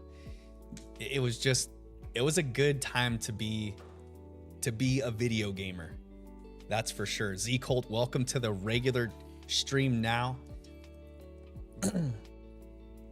Yeah, guys, if you prefer a regular format stream and you're in the vertical stream, you can head over to my page. It's the exact same stream title, thumbnail, but the vertical format has hashtag shorts at the end of the title. So if you're in the vertical format now and you don't prefer to watch streams in vertical format, I know I don't care for it much unless like if I'm on my phone somewhere, sometimes I'll watch a vertical stream as opposed to a regular one. But you can jump over to my page and jump to the other stream if you like. I've got both versions going.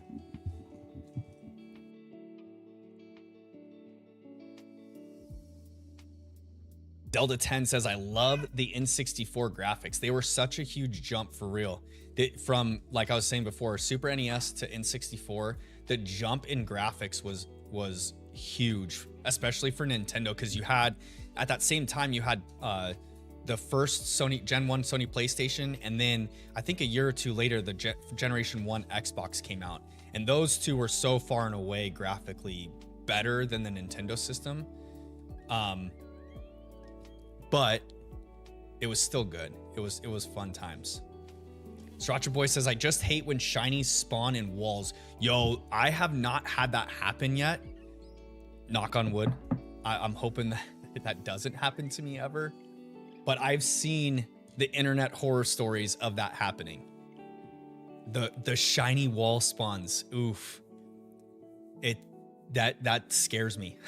It gives me anxiety just thinking about it. People losing shinies in a wall. No way.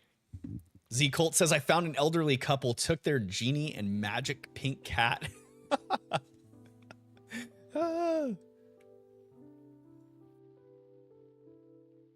Sounds like you're playing in Alice's Wonderland.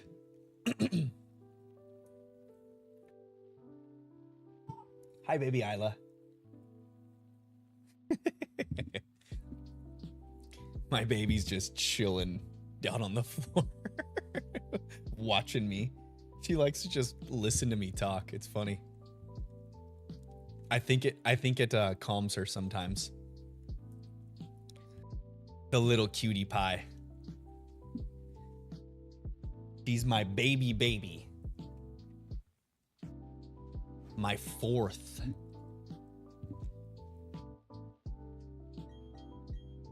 Crazy to think about that. All right.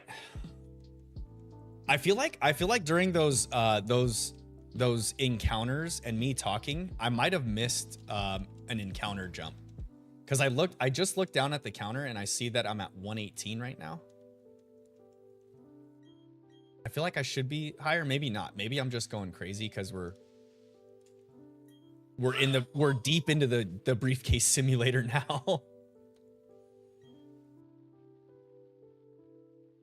We are in.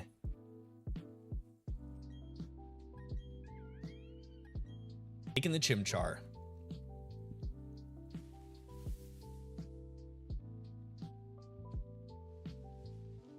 All right, no shiny Starly. We're okay here. No shiny Chimchar either, though. Unfortunate. All right, going in for encounter 120, y'all. Z Colt says, I'm making a whole fan game Pokemon region. Might make the Z Colt actually be the evil team stand-in for it. Yay, that sounds cool. That's exciting, Z Colt. Making a fan game. That is some cool stuff, my guy. Zelda 10 says, I think you're at 119, at least maybe 120. Yeah, so if my counter is correct, I'm going into 120 now, but I might have missed an encounter along the way. I'm not too worried about it. I'll if I stress about it too much, I can always go back and rewatch the stream and correct it, but I probably won't. It's okay. The thing is, the whole point of the counter is just to keep an idea of where I'm at in the range. Knowing that I'm on full odds, it's going to be 1 in 4,096. So when I get it, I get it. If it gets down to a point where I'm really splitting hairs on someone's guess, then I might have to. I might have to go back and scrub through the footage to see how many I might have missed or not. Because we need to be accurate there. Yo, and with that being said, if Zelda 10 says, I know you missed at least one. Okay, I'll add one to the count then. So we'll go into 120 here. Guys, Kian says, oh boy, already getting confused at 118 encounters. Yeah. Hey, Kian, don't be bashing your boy over here, okay? I'm keeping track of 2 chats at one time, watching my gameplay screen, Googling over here at my daughter and my beautiful lady who is always supportive of me, and chatting with you guys, and I'm having a great night. You guys are chatting it up too, giving me a lot to talk about. I don't think I've stopped talking since I started stream. I might not have a voice tomorrow, but I don't even remember what I was talking about before I got into that spiel either. So there you have it. I guess it wasn't anything too important. If it comes back around, I'll regroup.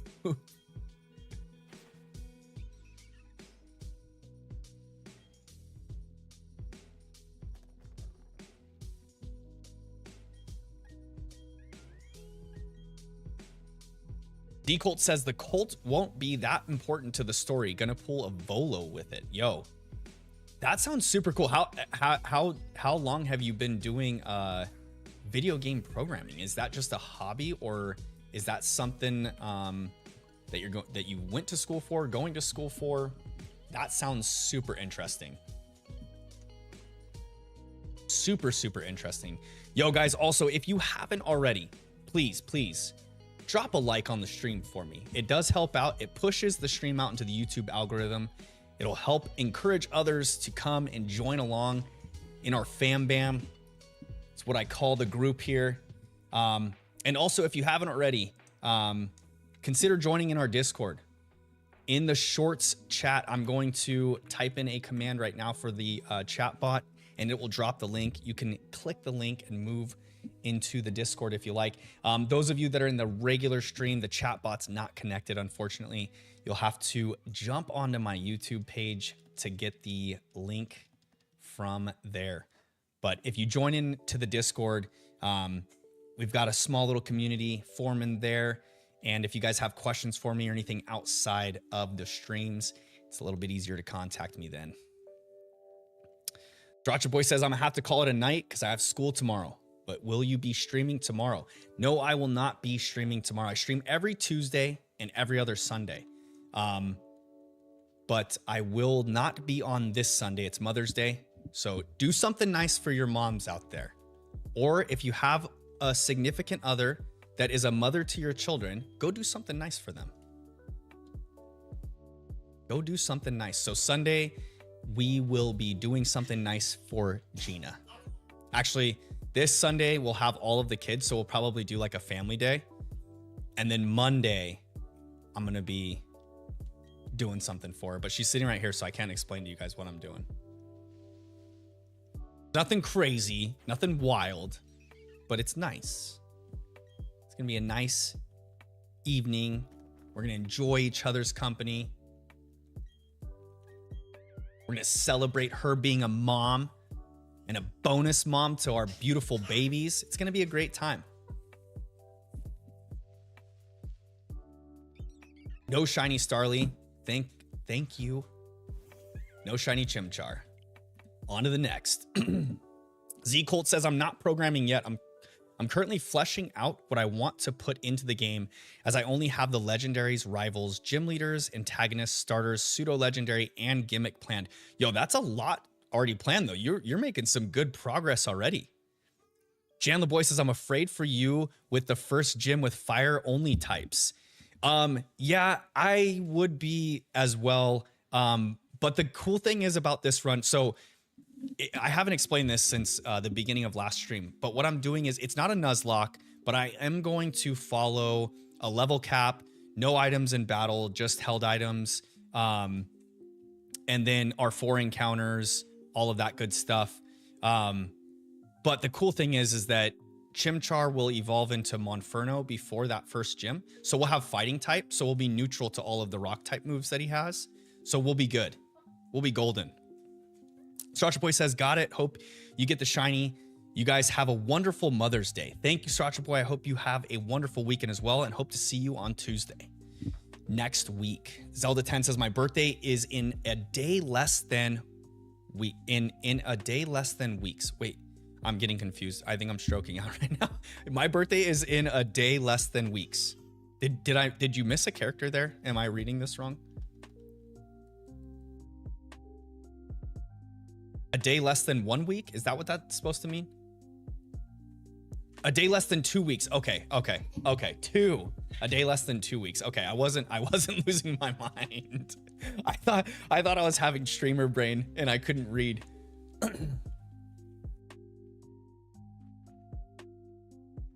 Into the lake we go. Into the lake we go.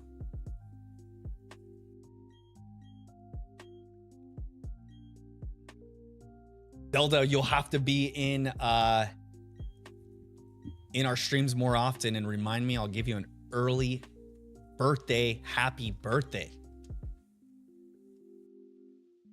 I could just do it now, but I feel like 2 weeks to go still is a little too early.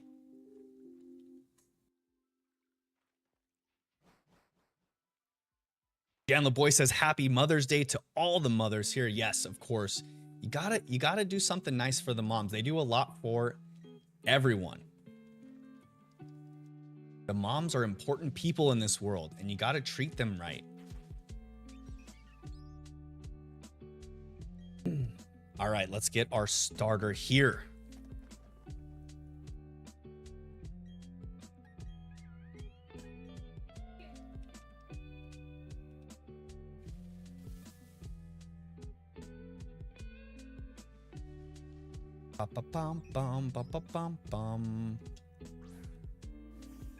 No chimchar there. Zelda 10 says, my bad, I edited it and it was edit brain. No worries, you're all good. 2 Mondays from now is your birthday. Yo, that is exciting times. You'll have to jump in. I should have a stream that Sunday before your birthday. You'll have to jump in and allow me to wish you a happy early birthday. Z Colt says the 3 legendaries I'm quite fond about are Deraclips, Sunderude, and Yandaloon. Like Reggie Trio, legendary dogs, legendary birds, or any other non-story important legendary trio. Yo, that sounds pretty cool. It'll be a rock dark type, a fairy fire type, and then a dark fairy type. That's exciting. And I like the link between the types that you have there, to where like they each share one typing to kind of link them together. That's a cool idea. That's super exciting.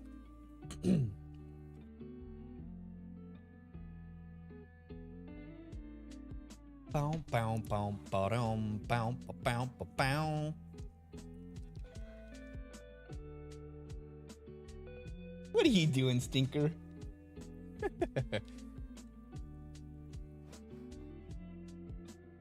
Okay, I won't. Just crawling right down below my chair here. I gotta make sure I don't smush her little fingers.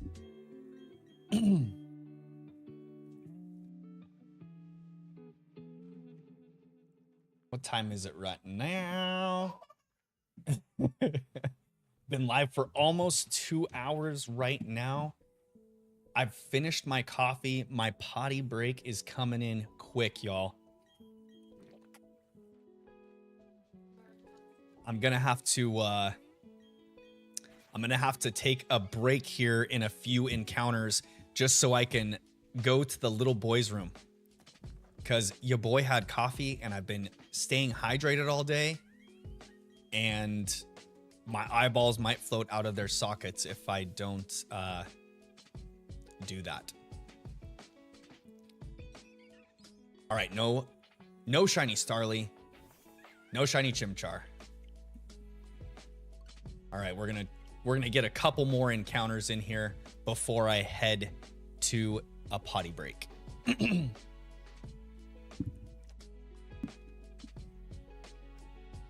Guys, if you haven't already got your guesses in, just remember, anyone that guesses the encounter number correctly, I'm going to be doing this with all 4 shinies in this run too.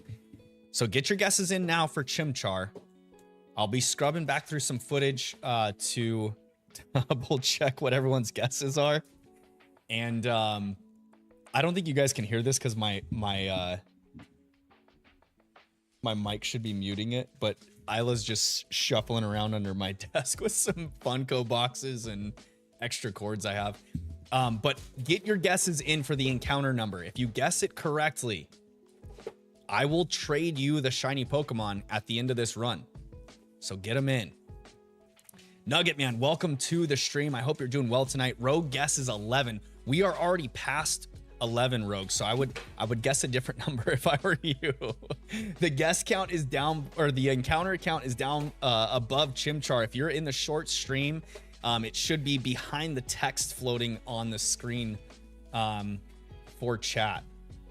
But we're at 124. This one will be number 125, encounter 125. So get those guesses in, y'all. It is going to be a fun time. D-Cult says, following night, the signature ability of Yandaloon boosts dark type moves and its move title Tidal Wrath deals super effective damage to rock, ground, and water types. Yo, that is a exciting thing. Nugget Man's guess is 1,763. That sounds like a very educated guess right there. I hope that we get under odds. You guys don't know, full odds in this game is 1 in 4,096. There is a 1 in 4,096 chance that this monkey right here will pop out of this Pokeball and be pink.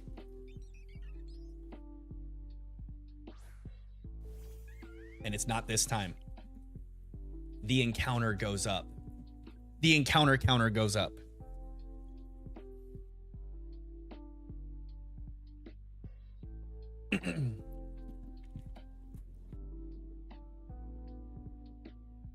Decol, do you do any programming already, or is that are you aspiring to learn programming?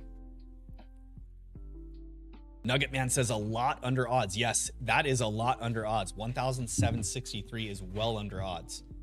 That would be exciting. Let me tell you.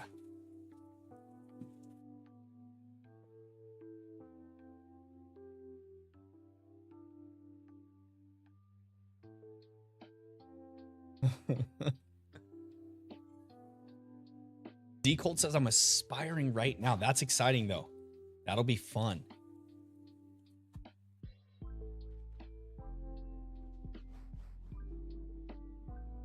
I admire the artists and creatives that work on games. It is some fun things. Well, I don't know about fun, I should say. It's some impressive work, I should say. People that do like all the 3D art modeling, super cool. Programming, super cool.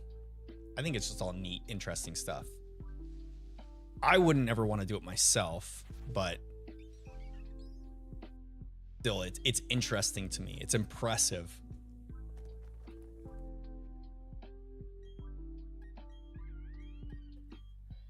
Because I'm doing a... Gina just asked me, why do I always pick the middle one? And so it's because I am doing a fire type only run. And so when you pick your starter Pokemon in a game, it's always grass, fire, and water starters. And so that middle one is the fire type.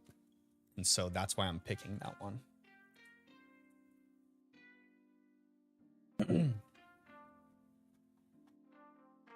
Gina does not play Pokemon. She is not very much a Pokemon. Well, she doesn't hate Pokemon or anything like that, but she's not into Pokemon. Her Pokemon knowledge spans from whatever she gleans off of my conversations with chat during streams, or anything that Chandler talks to her about. Chandler is our son, and he loves to talk her ear off about Pokemon, and she probably thinks he's speaking another language when he's talking to her about it. But I know that she has learned some things, because there was a stream, I don't know, probably a month ago now when I streamed, when she said that she couldn't, I told her that she couldn't name 10 Pokemon, and she, I think, named 13. About 15. She wrote down on a piece of paper and sent it to work with me, and I got to count it. But oh yeah, you did tell me more over the phone. The thing is though, she knows the names of a lot of them, and she knows what most of them look like, but I think there are some that she knows the names of that she has no idea what they look like. If I pointed them out to her, she wouldn't know what they were. Oh, you did. You did. You're getting better.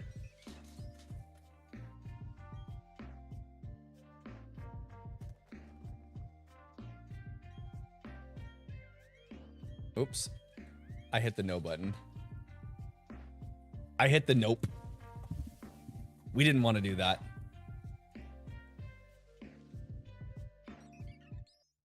No shiny Starly. That's a good sign.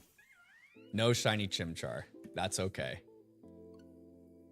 Counter goes up, y'all. Increase the counter. Are we going to hit 200 encounters tonight? There's a possibility that we do. Z-Colt says, I've got a regional Elekid Electabuzz that's based off of Bigfoot and rock climbers. It's a rock fighting type. That sounds like a cool idea. Do you sketch any of these, any of the Pokemon that you're making for your fan game? It evolves into Excavire, holding the Rusty Gizmo and using any claw move 5 times. That's a cool mechanic. I like that idea.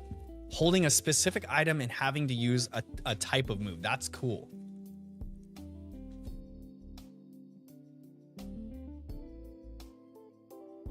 That is a cool idea for an evolution.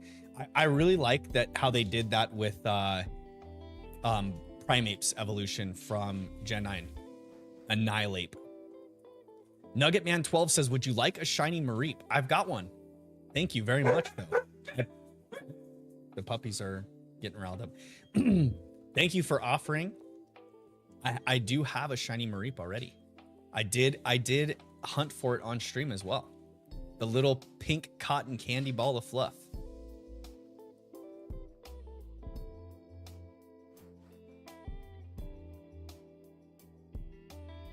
Love me the electric types. Actually, electric type is my favorite typing in the game. Most of my favorite Pokemon are electric types. Obviously, Raichu is my favorite Pokemon. I love Jolteon.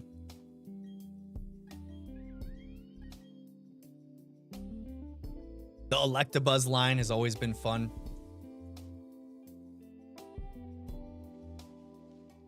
The Shinx line is one of my favorites. No shiny. Increase the encounter. Nuggetman says shiny Swablu. That's a good offer. That's a good offer. I won't take it, but if someone in chat wants a shiny from Nuggetman12, he's posting in the short stream.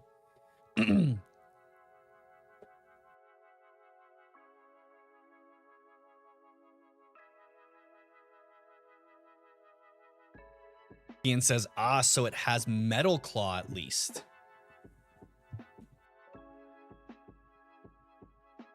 Oh, you're responding to Z-Colt. Is the Excavire line going to have a signature claw move that's fighting a rock type? Yeah. And then Z-Colt says Excavire is ground and steel. So it goes from a rock fighting to a ground and steel type. That's cool. That's a cool change of pace. Delta 10 says, which variant of electric bird is your favorite? Are you talking about the Zapdos variant, or the Zapdos doses? The Zapdoses? The Zapdosi?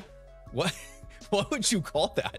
The two Zapdos? I like Galar or Galarian Zapdos.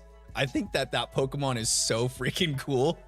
It is so awesome looking. And then the shiny for it, that I feel like, okay, Game Freak nailed that Pokemon on the head, right? Giving the shiny variant the original colors of Zapdos was so key. It is so good. I know most people are probably don't have that same feeling that I do about it, because it's like, why would you give it a shiny that looks just like its original form? But I think it's so cool. I think it's clever. I think it's super clever.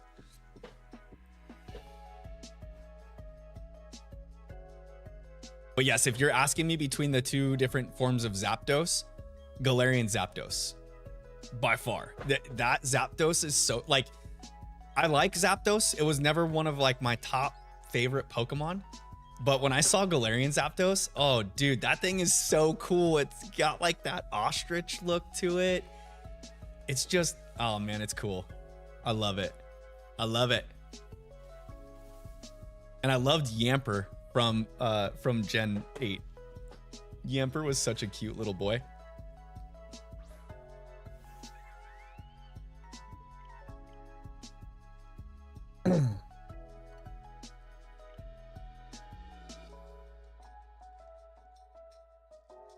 Delta 10 says maybe you can call them Zapdie.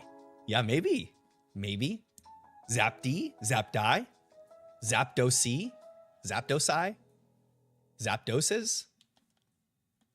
Zapdosis sounds like you're talking medical talk. There it goes. There it goes. Bear with me, friends. We're playing on a digital version of the game. Your boy did not get a hard copy. I always get digital copies of games because I like the convenience of being able to just pick up my Switch and just get it when I want it. But I learned quickly that that's not the best idea, especially when now that I have two Switch consoles, because when the OLED came out, Gina got me an OLED for Christmas this last Christmas. So I basically let the kids have my original Switch, which was the version 2 Switch, I think. So I left all my content on that one Switch, and I left my account login main to that Switch because that way when the kids are playing their Switch technically, and they want to play games, all of the games are digital. So if my account's not main to that Switch, it has to do this internet check that it always does on mine, which I don't mind it. But now that I'm streaming and if I switch between games, it's kind of annoying, but it is what it is. It's really not that bad. It just adds some time to our hunt here. Decolt says Lemmivolt is the Pika clone of the region. It's electric and ice type. Yo, that's kind of a cool typing. Is there any other? What else is electric and ice? Is there an electric ice type Pokemon? Or is that one of the typings that's not used? Hold on one second. Let me get my daughter here.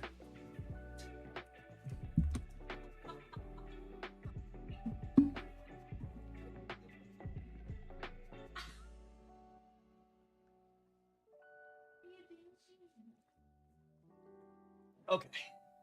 Sorry, y'all. She got underneath the desk and got stuck under there. So I had to get her out of there. Had to get her out of there before she hurt herself. Yeah.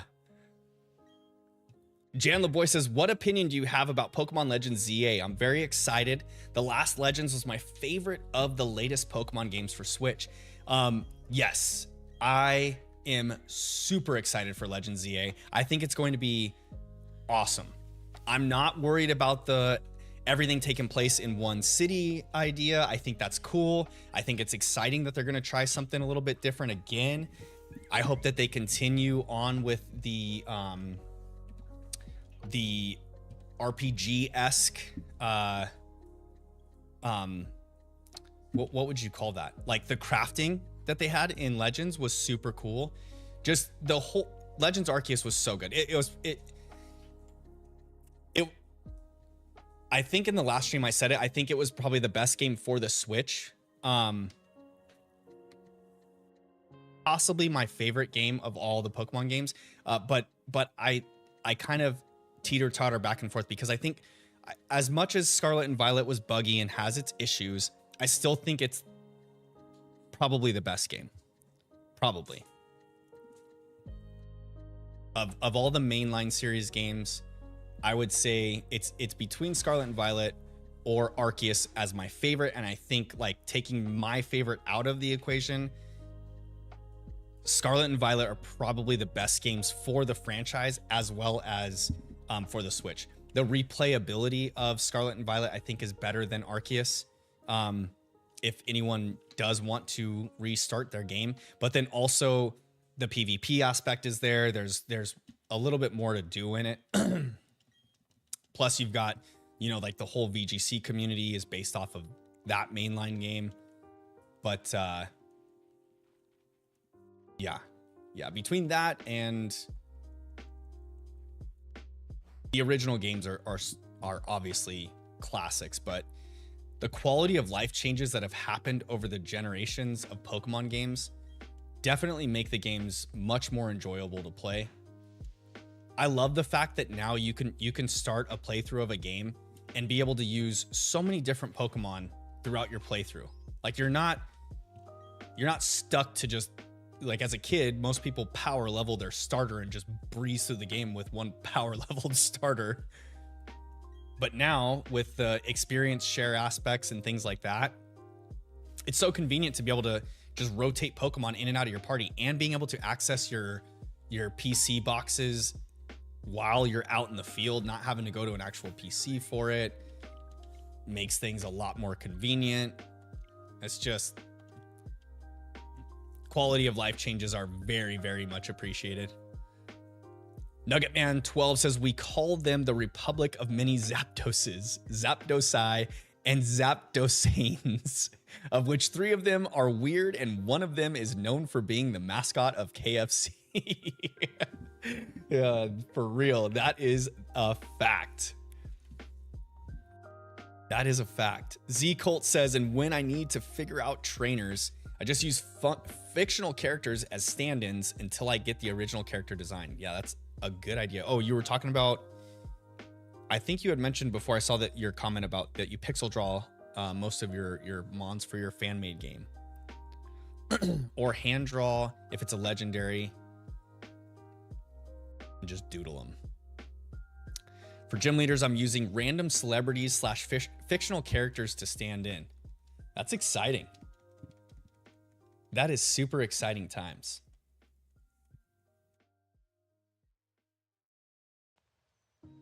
Okay, I'm gonna get this one more encounter in, and then I've got to go use the little boy's room. One more encounter in, and then I got to make sure that my eyeballs don't float out of my head, y'all. Because biology is calling, and it's saying that I need to take a break. As I drink more water.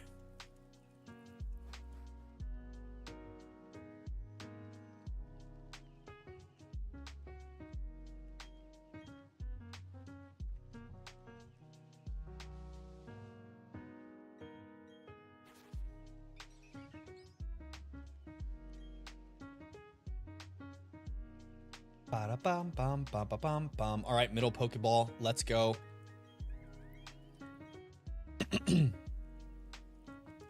1 in 4,096 chance, y'all, that this Chimchar could be the one.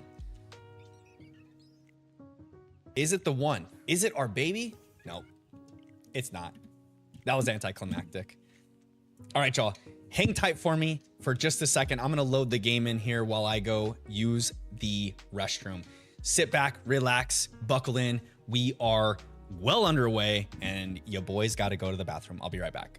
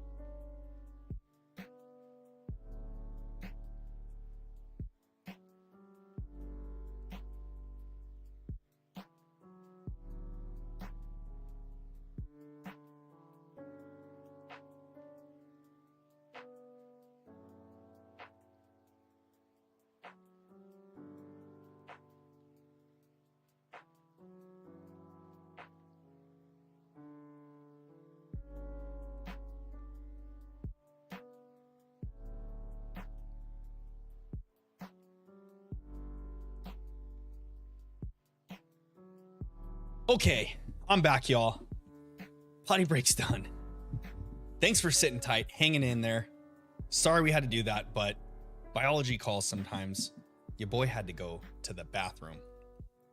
But we're back in it. We're ready to go. We are going to jump back into the game scene here and continue on. We are getting closer. I can feel it, y'all. I can feel it. I don't think it's going to happen below 200, but I'm kind of hoping that I can get to 200 encounters tonight. I think that would be a pretty good achievement here. All right, let's get to the briefcase. I've got to catch up on Z Colt's chats here. For gym leaders, I use random select. I already read that part. Okay. Z Colt saying Obama, the fighting type gym leader, Papyrus, the ground type gym leader, Peter Griffin, the normal type gym leader, Shrek, the poison type gym leader, Monica, the electric type gym leader, and Floey, the grass type gym leader, Bill, Cypher, the psychic gym leader, and Uncle Grandpa, the fairy type. Then for the Elite Four, Arthur Morgan, the fire type, Yuri, the steel type, Steve, the rock type master, and Chris, the dark type master. That's funny. Just using celebrities and random fictional characters as stand-ins until you get the actual rundown. Okay, back into the briefcase simulator we go, y'all.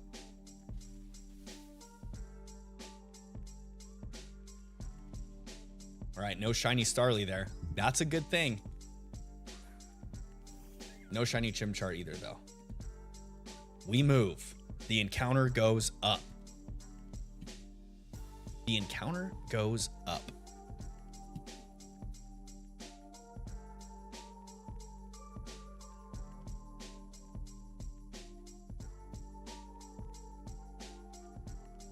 Okay.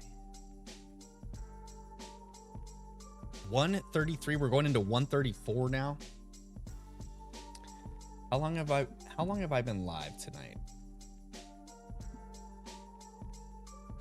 Since 6:30, so we're only a little over 2 hours. That's pretty good. That's pretty good. Started out at 80, so I'm 50 encounters in. We can hit 200 tonight. I feel it. I can feel it in my bones. The two champions are Ayano and Master Chief. Fighting type and dragon type for perfect double battle champion fight. Oh, that's cool. Doing a double battle for the champion, and it's two separate characters. That's a cool idea. I like that. I definitely like the Elekid Electabuzz regionals idea. I like the typing. I like the evolution method. I like the whole idea behind it. It sounds good. Keep at it, Z Colt. This is exciting things to come.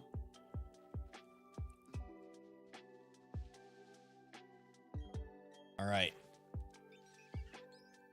Let's get our monkey boy.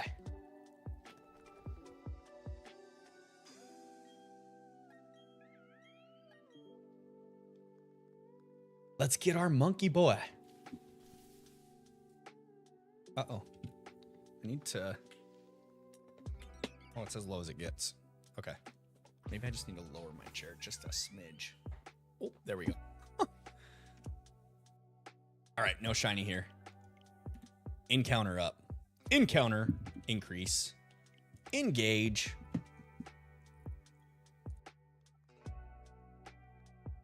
D Colt says, by the way, it's all based on Alaska. That's cool. Are you from Alaska, Z Colt? Is that why? That is a great idea for region. That would be so cool if Game Freak actually made a region based off Alaska. That would be awesome. Or just even like all the northern portion of the world would be cool. Jim Jams, welcome to, or Jim Jam NZ, welcome to the chat. Thanks for the shiny sparkles. Appreciate it. Hopefully they go along with the luck, or hopefully they bring me some shiny luck, and that we get this shiny pink monkey under odds. Z Colt says no, but I wish. Yo, Alaska would be super cool. Have you ever been there to visit? I have not myself. I've got a friend from school that runs a lodge there in Alaska over the summers. And so he goes up there for 6 months out of the year and works all summer long, helps run this like resort basically where people can go hunt and fish there. Super, super cool area. Every time he shows me pictures of it, it's like gorgeous. Or every time I see pictures on his social media of where he's at, it's insane. It's so beautiful. Such an exciting thing. All right, let's see here. Let's see if this is our pink monkey. What do we got? No shiny Starly. That's a good sign. No pink monkey, though, either. 135 encounters down, y'all. We are moving and shaking. Moving and shaking.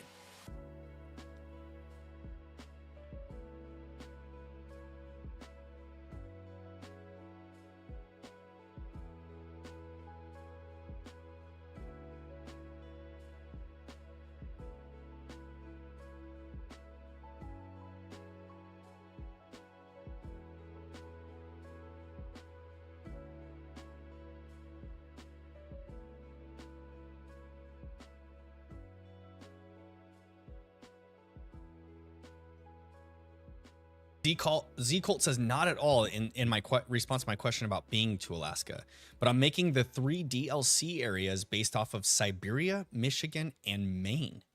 Those are some different picks there. You don't see those areas talked about much often. Is there any significance to those regions? The Siberian Peninsula. Ah, okay.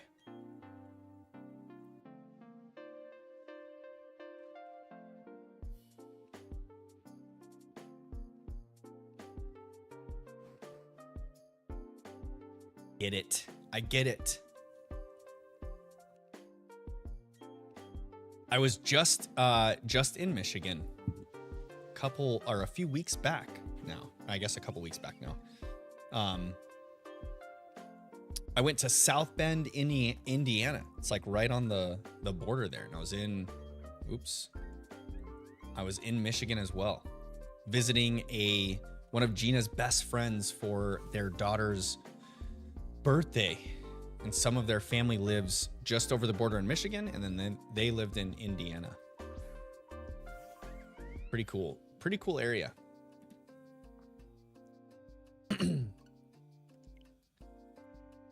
Z Colt says Michigan and Maine were part of previous parts of the US I was planning on making the game based around. Okay.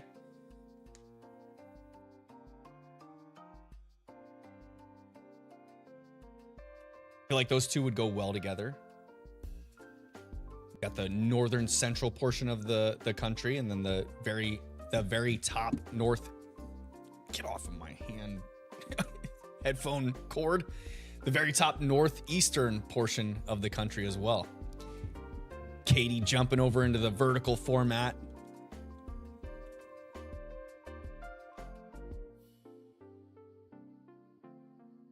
Five subs left until 100. Did we really get that many subs tonight? When I started stream, I was only at 86, I think. What are we at? If I go to my face counter, we're at 95? Are you serious right now?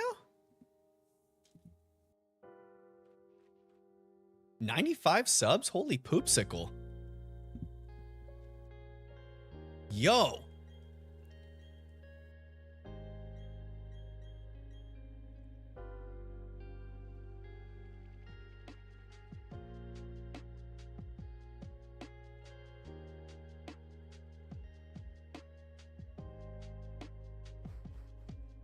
I never thought I would hit 100 this fast. I was less than 80 subs I think about a week ago. Katie says I like popsicles. like the kid from the meme, I like turtles. I like popsicles too. We always keep popsicles in the freezers for the kids. We always keep those like fruit popsicles, you know, the ones that like everything that we get in our house is like more on the healthy side. We always do avocado oil, and we try to do like healthy things and options and the organic stuff, and watch our seed oil and soybean oil intake and all those kinds of things. So when we get them these popsicles that are like organic fruit popsicles, but they love them, so it's cool. And especially like our older three, my older three children are with my ex, and so when they are with their mom, they eat they eat quite a bit of junk, to be honest. And so when they're with us, it's like a whole flip turn. I think that their mom's been trying to like crack down a little bit more lately, so hopefully, I don't know. We don't really want them eating all of the junk foods all the time. It's kind of upsetting, but they're kids. They're gonna eat some junk food. It's okay. I'm not trying to be a Nazi over here, but anyways, we get them to like. I'm getting way off tangent. We get them the organic fruit popsicles, and they eat the crap out of them. They're always hanging out in our freezer, and they're awesome.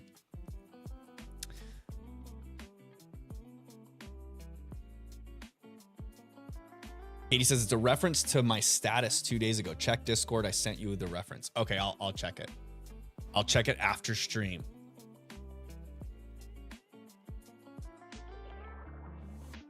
Z Colt says Siberian Peninsula is pretty much right across from Alaska, the far east and out west and down south DLC. Oh, okay, that's a good idea. I like that. The DLCs are more gonna be web quests. Like you got to go deep into the internet in order to download the DLC. Oh goodness. Oh goodness. There are some crazy things in the depths of the internet, Z Colt. You don't want to scare people. There are links with very bad things attached to them in the depths of the internet. Katie says, check it real fast. It's a GIF. It's not a link or anything. Okay, I will. Let me check this chimchar first. It's not. Okay. Cancel that. Increase the counter. Start the game. And oh God, Katie. Okay. We're not talking about the same popsicles here, Katie.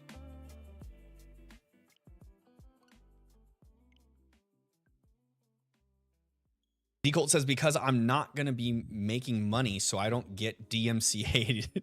Hey, I know they cracked down on the fan games like a couple months back, and a bunch of the fan games got taken down off the internet. That's wild. Yeah, I saw the reference, Katie. Thank you. It is a popsicle. I see that.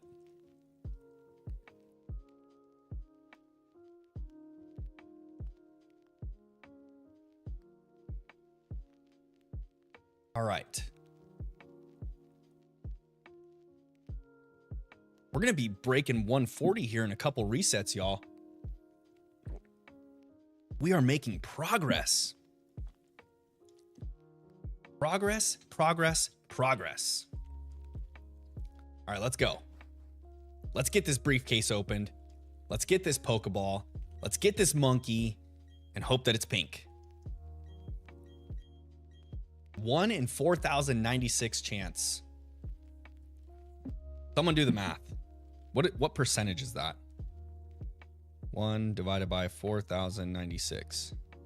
It's 0.00. Freaking A. Why did I look that up? Oh my God.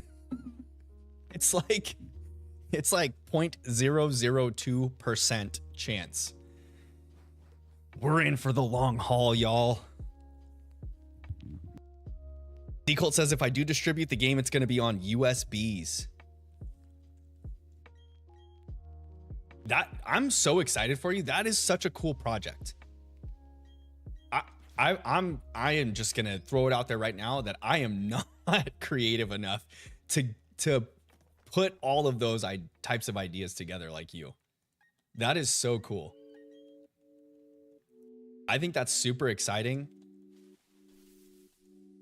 And when you get to, well, first of all, as you continue on, I would love updates for one, and for two, when you get your project complete, I want to see a completed version of it. Katie says, also regained my mod role on DC. What? On DC? What's DC? Still in the scamming sector, though? In Discord? Yes, I got you. You got the mod role in Discord. You are good. DC is Discord. Yeah, I figured that. It took me a minute, but we got there. We got there. Little slow, but I got there eventually. I got to the point that I needed to be at to understand. What do you mean by still in the scamming sector? I don't get that reference. You're not talking about my server. Someone else's server. You're talking about Crispy's server?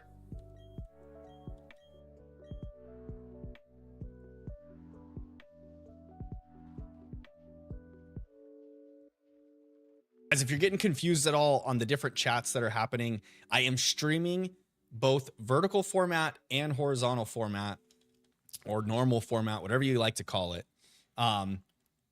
If you are in one stream or the other and prefer the opposite, you can go to my channel, my YouTube channel, and the streams are labeled and have the exact same thumbnail. They're labeled the exact same way, or titled the exact same way, exact same thumbnail. The vertical format has hashtag shorts at the end of it, so you can jump between the two or stick in one or the other, whatever you like. And if you haven't already, please, please, please drop a like on the stream. It really helps. It helps add to, it adds positive engagement to the YouTube algorithm, which helps me out.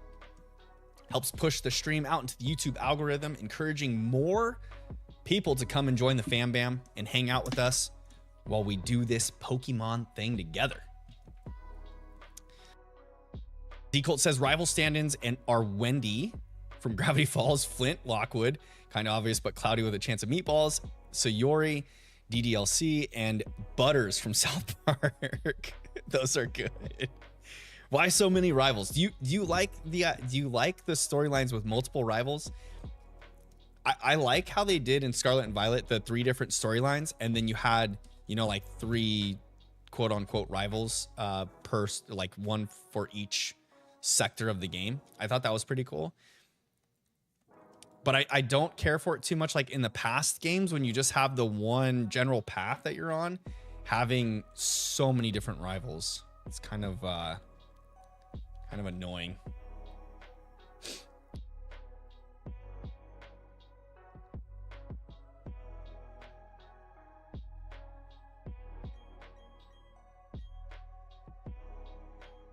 He says, I'm not talking about your server, anti-scamming sector. I can ban bots / people if I have proof of them using malware links on Discord in general, by the way, not in a server. Oh, I see. I see. You're like linked into the Discord, then.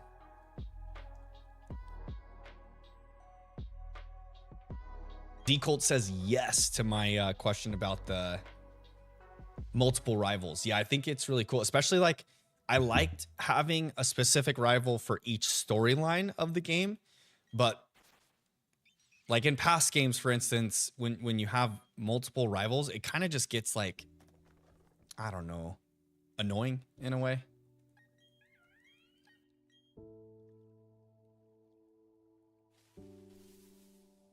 I think it kind of like takes away from the overall plot of the games. No shiny Chimchar. That's 141 encounters, y'all. Oops, I canceled the load in of the game.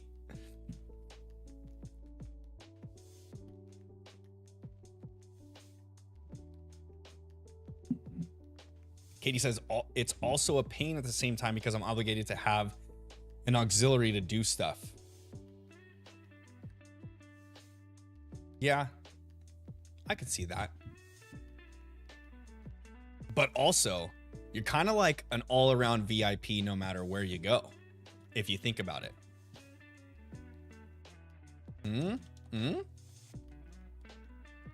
You're like the Discord VIP.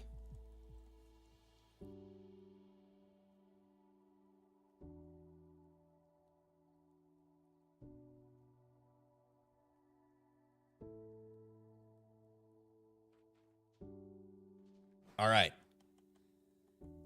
Let's do this. Katie says, yeah, you could say that. I feel like that comment right there goes with the like not impressed meme, you know? What was the girl from the Olympics, the gymnast from the Olympics, when she had that like that face, the meme that was super popular for so long? The not impressed meme.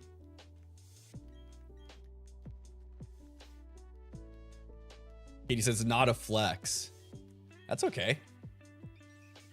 Even whether it is or not, don't be afraid to flex. You should be proud of what you do.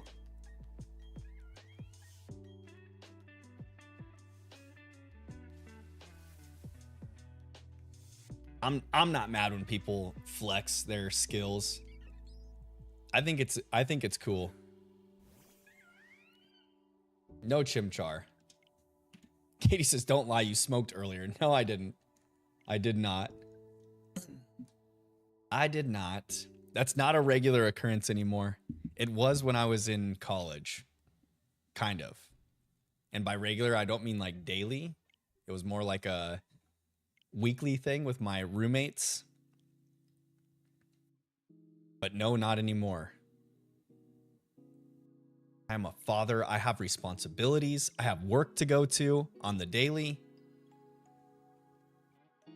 And I do not function well when I smoke. I'm kind of a vegetable. I'm one of those that doesn't matter what type I smoke. It all hits me like I'm ready to go night night. I'm bringing the blunts and the beer. Ah, that's funny. Z-Colt says the evil team stand-ins are Trevor, the leader from GTA, Dr. Doofenshmirtz from Phineas and Ferb, Benson from the regular show, Plankton from SpongeBob, and Mindy from Diamond and Pearl. I like that you use celebrities and fictional characters as your stand-ins until you create an actual character for it. He says, and the JBL speaker. What, you don't think that my my Skull Candy speaker will do well? Hey, I did fix the microphone sounds though. That's a good thing. You know, we're not getting all the reverb that we did before.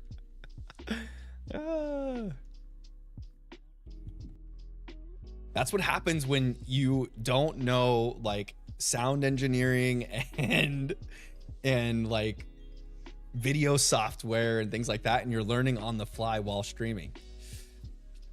You kind of just mess around and tweak, and occasionally things go a little haywire. But I feel like I've been a pretty quick learner so far. I got all my VSTs dialed in for my microphone.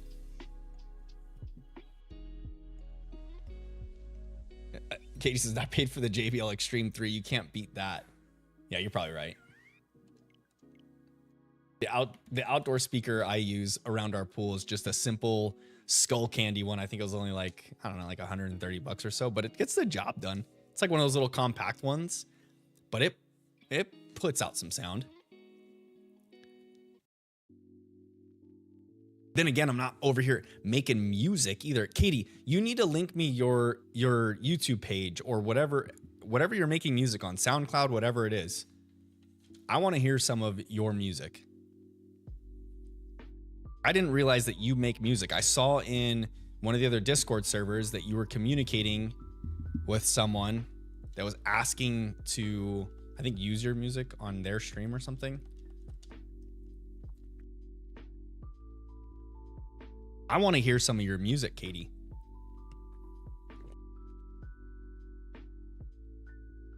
Also, what kind of music do you make?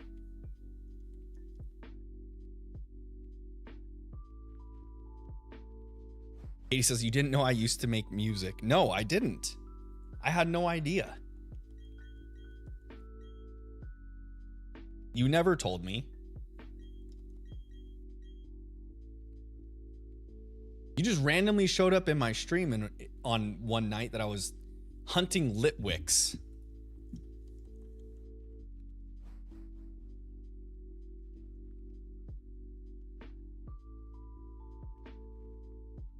D-Colt says Mindy is going to be the only one who's not changing since she's already in Pokemon. Oh, cool. So you're going to like reutilize a character from a past game and bring them into yours. That's a good idea. That's cool. I like that. Katie says, haven't posted in like 9 months. Let me throw the link on the other stream. Okay. Yeah, do it. Drop it in the other stream. Hyperplush, welcome.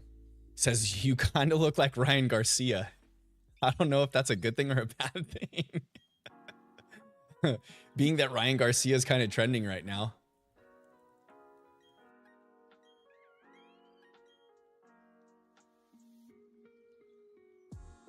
Trending in a bad way now that he got his victory and then he gets popped for steroids, right?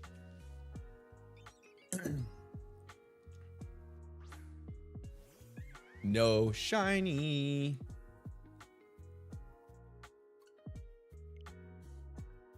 D-Colt says, I'm looking at you, Mindy. You know what you traded me.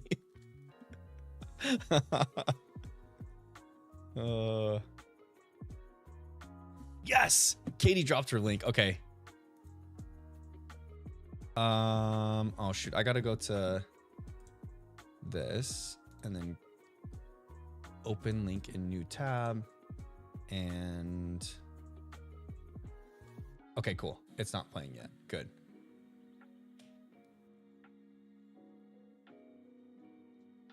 All right, Katie, I am going to listen to your music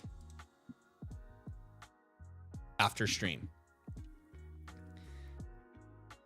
Hyperplush says, really good, wink, wink. Hey, thanks. I'll take it then. If that's a compliment, I will take it gladly. And if it wasn't a compliment, I would still take that too. It doesn't matter. we take victories wherever we can. And if you want to be a hater, it's okay. You can hate on me. I've got thick skin. I don't mind it. Katie, I'm excited. I can't believe you didn't tell me this. How many streams you've been in now and you didn't ever tell me? Are you dropping more links? Hold on. Over here trying to it's not gonna start playing right away, right? Okay. Is that link you too? Oh, you sent me the Spotify link because you know I listen to, okay. You know I listen to Spotify, not YouTube music. Hey, thanks. I appreciate it. I appreciate that, Katie. Okay.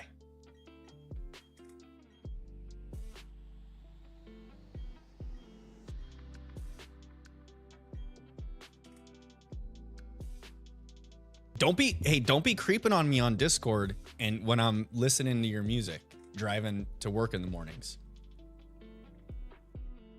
I know you calling me out for listening to Monsters Inc. with my kids on the way to school.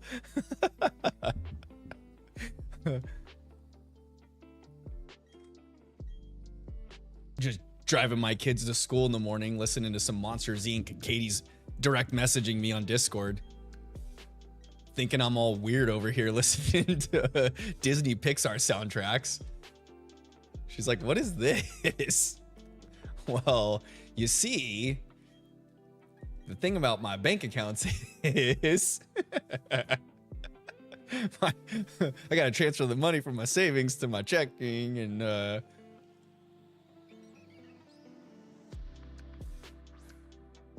no shiny. No shiny. We're getting closer to 150 though. We're getting closer, y'all.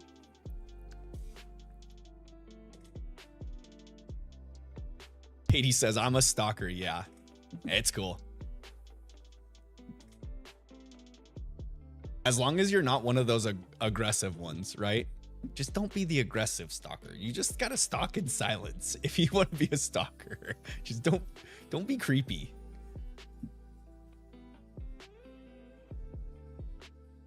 D-Colt says my mythicals are known as Angeladox and Clochrono. Did I pronounce those right? Is that how you're planning on pronouncing those two names? Two different mythicals in your region. What's y'all's opinion on mythicals? I want to know what you guys think about mythical Pokemon.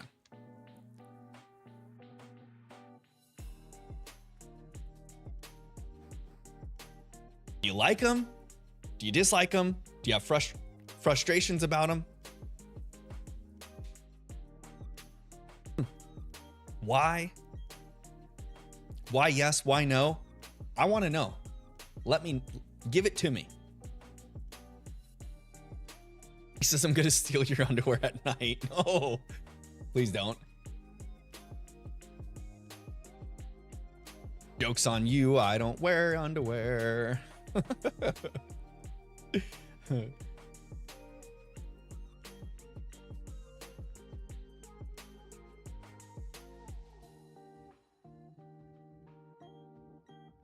Guys, if you haven't already, please consider dropping a like on the stream. It helps out a ton in adding positive engagement to the YouTube algorithm, pushing the stream out into the ether, encouraging others to come and join along. Come join the fam bam.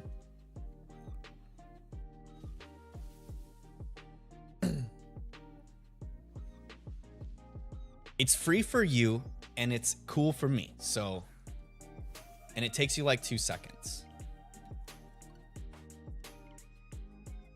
But drop a like, please. Dan LeBoy says, yes, I like them for the storylines, talking about the mythicals.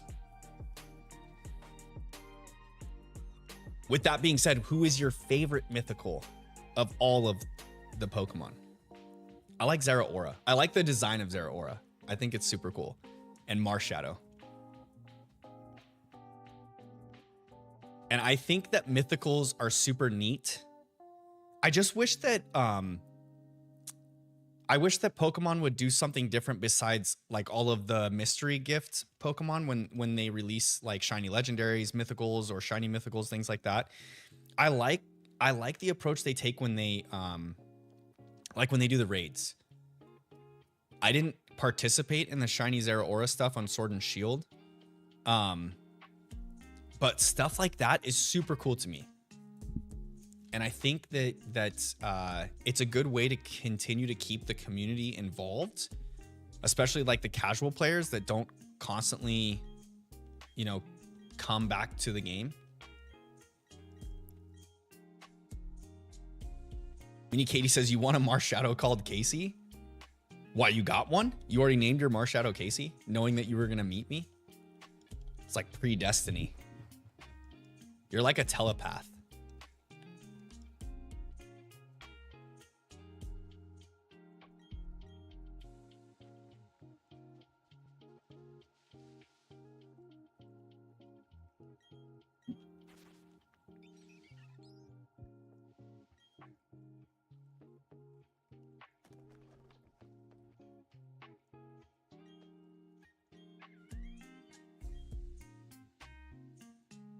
Just know I'm a generator. I don't want a Gen 1. I've got 2 Marshadows in my Pokemon home. I can transfer them into my game and change their names. I don't want a Gen 1 though, because okay, I don't participate in VGC events now, but what if I ever decided to? What if I ever decided to? Then, if I accidentally had your Gen Marshadow in my game when I go to a VGC event, I could get DQ'd. That could be not good.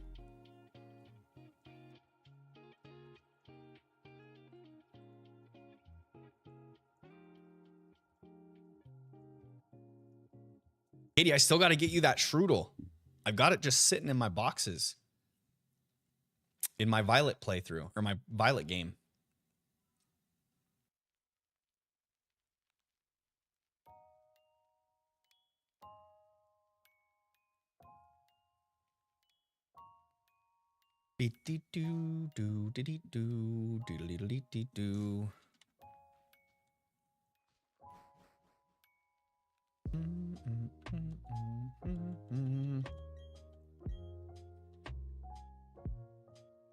Are we gonna get to 200 tonight?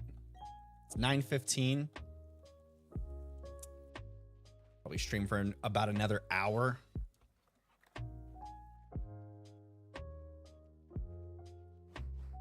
Dan says, right now I like Regieleki a lot. Regieleki's cool. I love that they added the 2 new Regis to the Reggie group. They're super cool. And I like the design of the 2 new Regis too. They're super cool. Aleki and Drago. Actually, all of the Regis are pretty neat. Katie says, imagine eating hair. Why would I want to imagine that?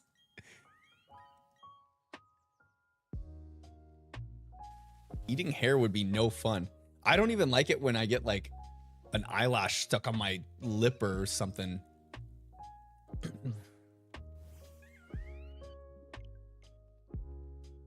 I would probably hate eating hair. Oops. Gosh dang it. I started mashing the A button before the game loaded in. Getting too excited. Gotta calm down with the A button mashing. Getting ahead of myself here. Can't be having none of that.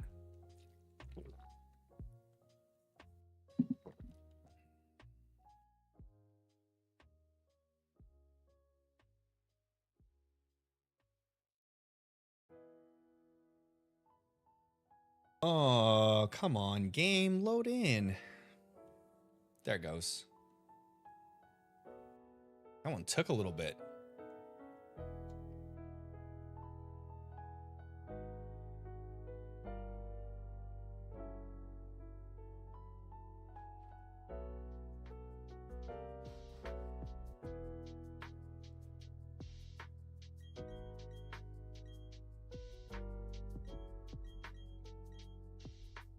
The briefcase simulator. I think we can get to 200 tonight. I think I can get through enough. If I stay focused, laser focused, and I keep my button mashing efficient, my button selections efficient, we'll be dialed in.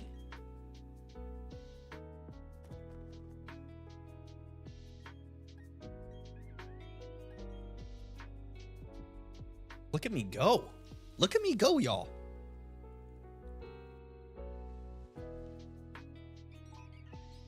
Like I'm a real shiny hunter now.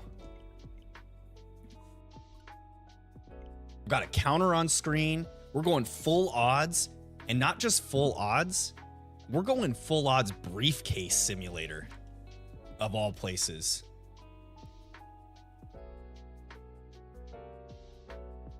We are going into the deep end of full odds shiny hunts, soft resets. Like I didn't even pick myself an easy soft reset to start with. We're just going gangbusters, y'all. I was like, yeah.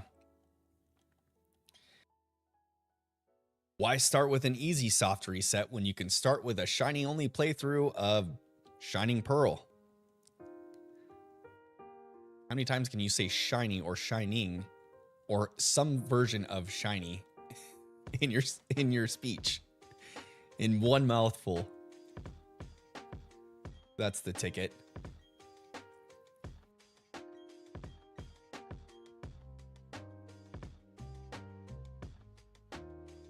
All right.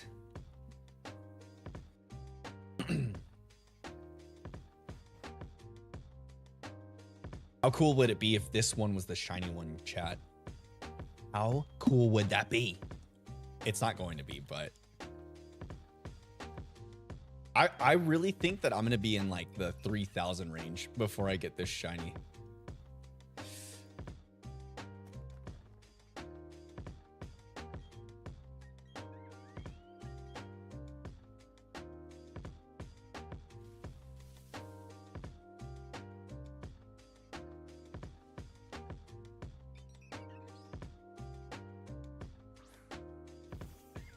No shiny.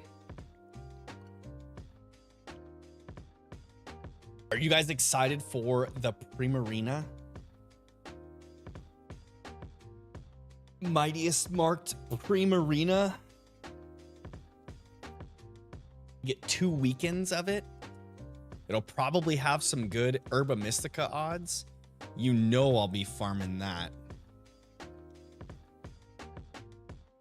Because we will have to get back to water type starters after this Sinnoh playthrough. We'll be getting to the water type starters.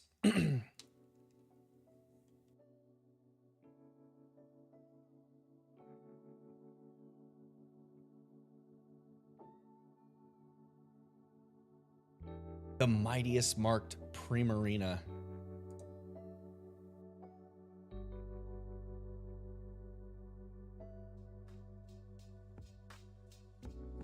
Zelda 10 says, I left to finish cooking dinner, but I'm back. Welcome back, Zelda.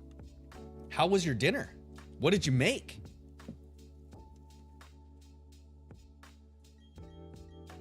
What did you make for your dinner tonight?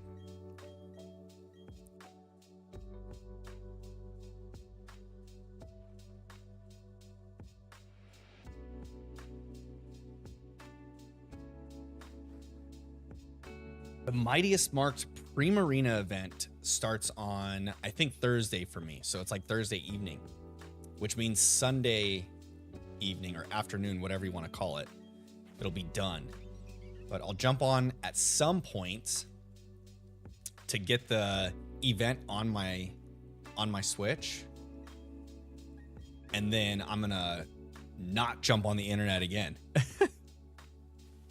That way we don't ruin it. We'll be farming herba from the Primarina. I have a feeling that this one might be fairly easy. Unless there's some like crazy haze, you know, techniques that it's going to be dropping on us so that we're not able to like boost our stats or lower its stats consistently. I think that it should be a fairly easy one. I think there's going to be quite a few options, especially because like depending on if it has ice type moves or not, Venusaur I think will be a crazy good option because you can set can you set the sun with Venusaur? I don't know if you can or not. Can Venusaur learn Sunny Day? I don't remember if it can or not. Anyways, make sure you have a Chlorophyll Venusaur with Sunny Day. If it can learn Sunny Day, I have to double check. And then you could just growth and then like, what's a good poison type, special poison type move? Sludge Bomb, I think. And it'll resist all the water type moves. If it uses Hyper Voice, then it will be a water type move as well. So that'd be resisted. Its signature move is a water type move. If it uses any fairy type moves, it'll be resisted. I'm just worried about that. And then it can learn, I think it can learn Energy Ball and Shadow Ball, which there's no worries there. But I'm pretty sure it can learn Blizzard or Ice Beam, maybe? Can it learn Ice Beam? That would be problematic for Venusaur. Unless we could get a few attacks in quickly and then terrestrialize. That might be the way to go. Zelda said, good, I made grilled stovetop chicken tenders, but I accidentally cooked them too long, so they were a little crispy. Uh-oh. Crispy chicken tenders are pretty good, though. Not gonna lie. I like some good crispy chicken tenders. Get a little extra crunch there. I like when I make bacon for breakfast, I like getting that bacon cooked nice and crispy. I like biting into that bacon and having a crunch to it.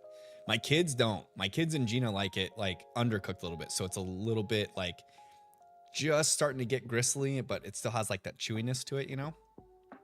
I like when it gets a good sear and has almost like a crunch off. It's awesome. But I generally cook the bacon towards leaning towards how they like it, because I'm the minority in my household when it comes to bacon cooking.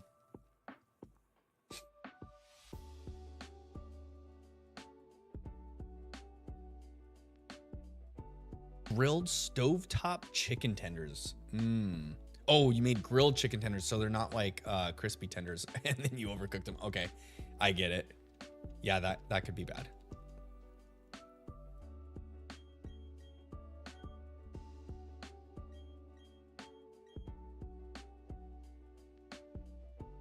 We are moving at a pretty good rate, though. I'm feeling pretty good about hitting that 200 or close to it before ending stream tonight.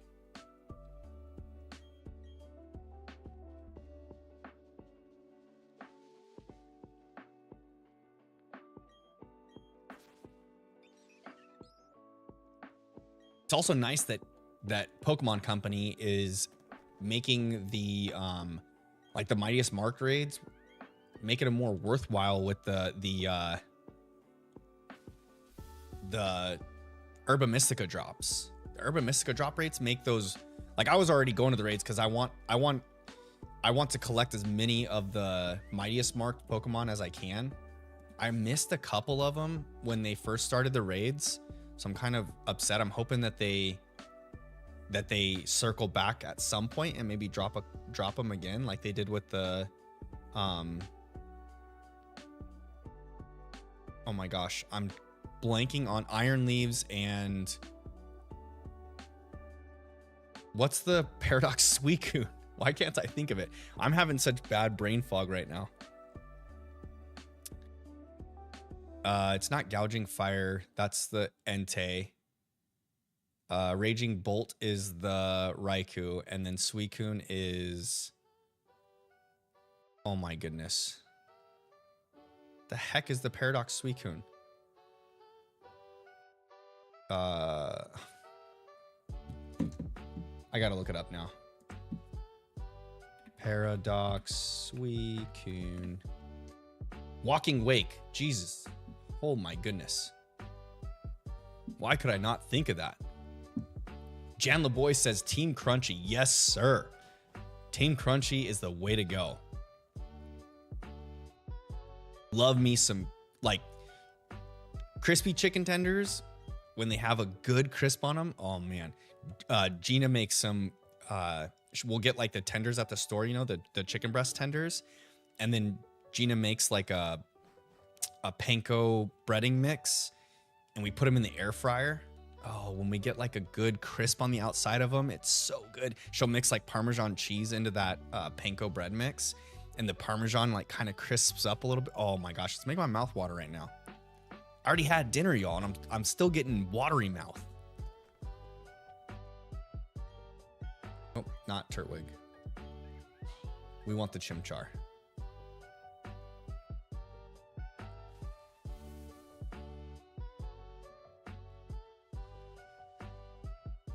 Beep doop beep boop beep boop boop. Not shiny.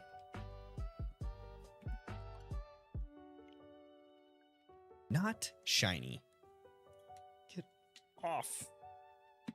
Get off of me, earbud. My earbuds love to just like get tangled up on my arm and stuck in my Whoop band. This thing, all my bracelets, all the good stuff.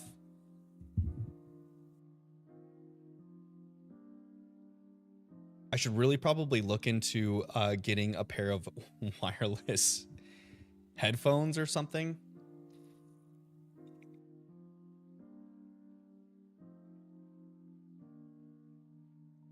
But I like having them, like I can what's it called, monitor myself, because I have the headphones plugged into a headphone jack for my mic. So it's directly connected in, and I don't have to use any like, what is it, software monitoring, so it doesn't have to like send the signal through software then to my headphones before it comes back to me, so I don't get like the echo, the weird funky echo, you know.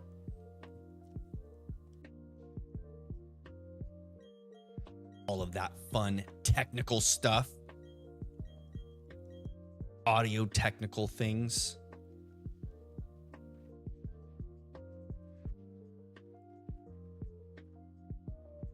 Go on, Dawn. Get a move on, Dawn. Let me get to the briefcase already.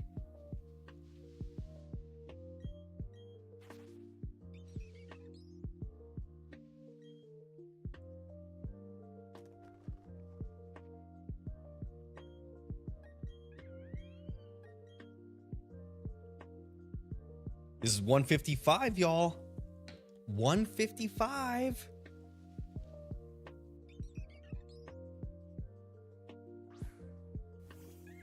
Not shiny. 155 is not the shiny one.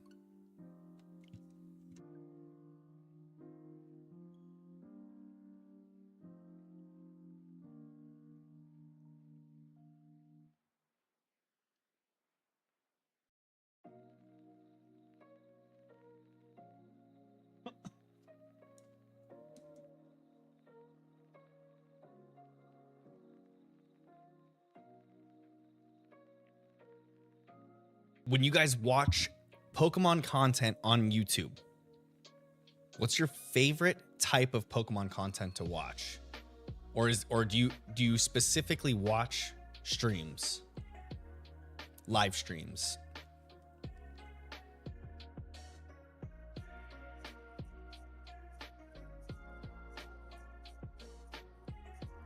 I like watching all of the Nuzlockers and playthroughs. Like, I love watching Flygon HG. His stuff is super interesting to me. The only thing is he always Nuzlocks like older games, except for like when Scarlet and Violet first came out. I think he might have Nuzlocked him. I can't remember, but he tends to do Nuzlocks of like older games. I think he just did a Sun and Moon one though recently. I think the last one that I watched of his was a Sun and Moon Nuzlocke.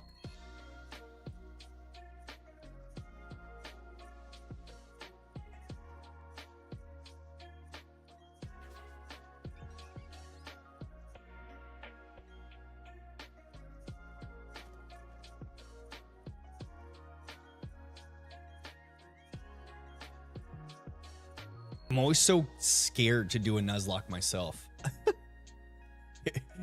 I get like a little bit of anxiety thinking about doing one. Like even doing this here. I considered doing this as a Nuzlocke, and then I thought to myself, probably not a good idea with 4 encounters.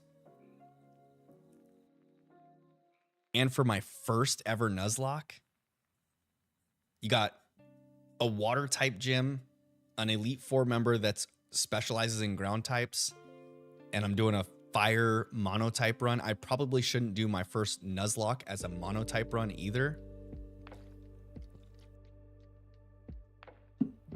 Zelda 10 says, can you even do a Nuzlocke with the Gen 8 and 9 games? 8, yes, you can do like a traditional style Nuzlocke because you still have the routes. And I think what most people do in 8 is they do the random encounters instead of because in 8 you have Pokemon that spawn in the overworld, but also in the on the routes in the patches, and you hit those random encounters. And then in Gen 9, what I've seen people do is a lot of them do like themes, or so like typing runs and like themes being like, okay, all dog Pokemon, cat Pokemon, monkeys, things like that. So I've seen those types of Nuzlocke. So you're kind of you're limited to so many encounters. But then also what I've seen people do is like a badge quest. So as you gain each badge, you do an encounter of like you're choosing, I guess. Random Reshram, welcome to the stream. How you doing tonight? Best of luck from Reshram from the next generation. Thanks. I appreciate it. I appreciate it. I'm gonna need all the luck I can get. This is going to be an adventure. I'm buckled up and ready to go. I've got my popcorn popped.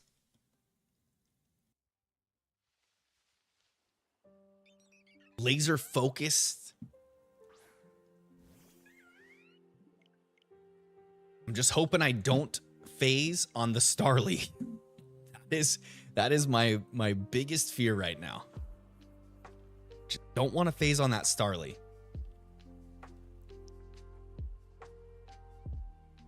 And I keep getting that feeling in my gut. Like, for one, I think I'm getting that feeling of like a 3,000 range, like a 3,200 range for the encounters. And then moreover, on top of that, I've got the fear that encounter might be this Starly. And I will be so devastated if it is. Random Restaurant says, wait, can you do Turtwig next if you can? I'm doing a fire type only run here.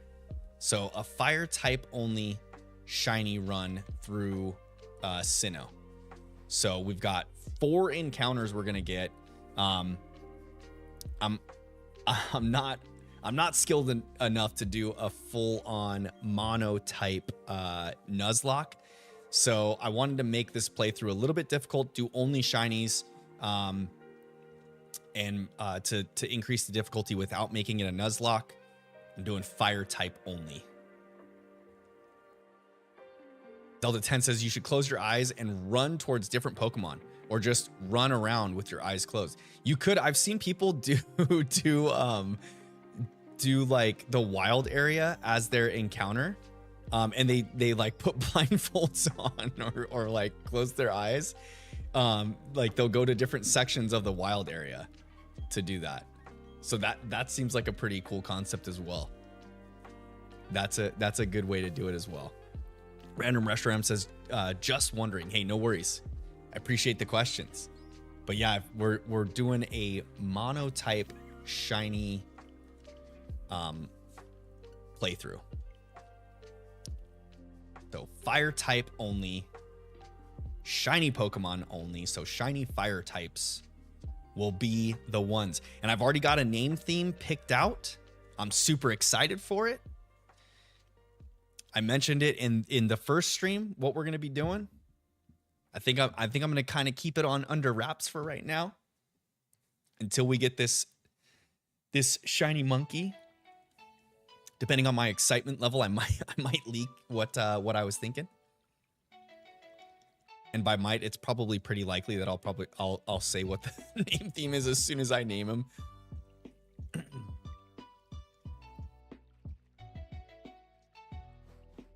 Knowing myself.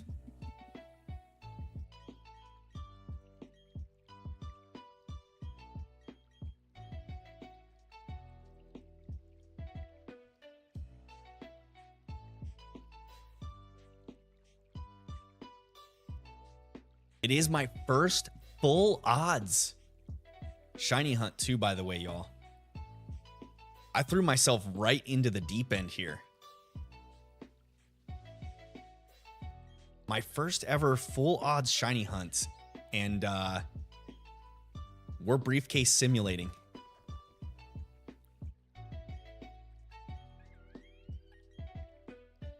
My A button might not have any ink on the button when I'm done with this.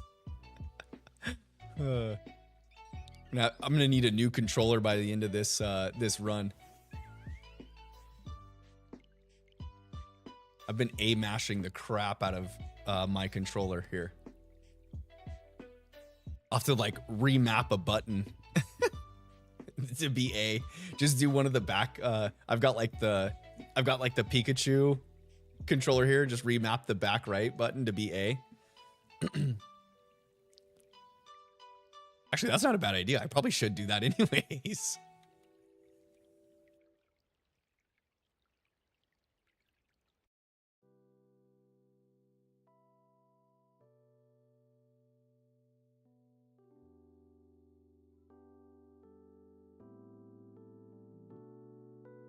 Uh-oh. I'm out of water. I might need to grab some more water here in just a second. Let's get through this encounter, and then I'll fill up my water bottle right quick.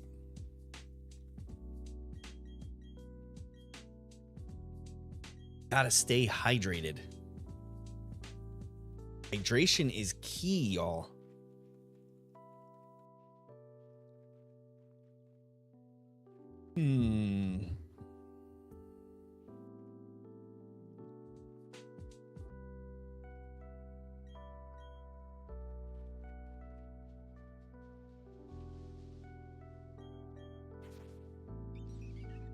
All right, come on.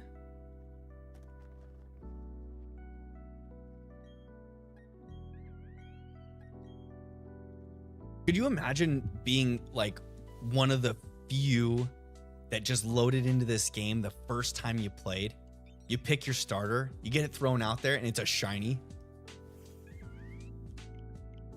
I saw someone online post that their kid, I think it was on one of the Reddit pages I'm in, posted that their kid started a playthrough of either Brilliant Diamond or Shining Pearl, picked their starter, and it was shiny. That would be so stinking cool. I would love that.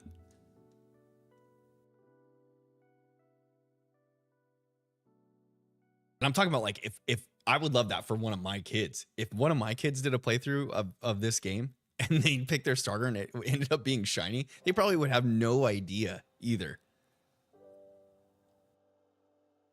It'd be great. There's just the naivety of it. Just knowing every time they throw their Pokemon out, it has like this sparkle to it. They're like probably wondering what the heck that is. I wonder if they would even ask me about it. Like they usually ask me questions about the games when they're trying to play. Like, Dad, what is this one? I would lose it. I'd be so stoked for them. That would be the coolest thing ever. Random Reshram says, I did a grass Nuzlocke in BDSP of the grass type, and I lost my starter to a wild gloom. Oh no. That's unfortunate. That is major unfortunate. Turtwig is my favorite of all the starters. Such a cool starter. I love that. I love the Turtwig line.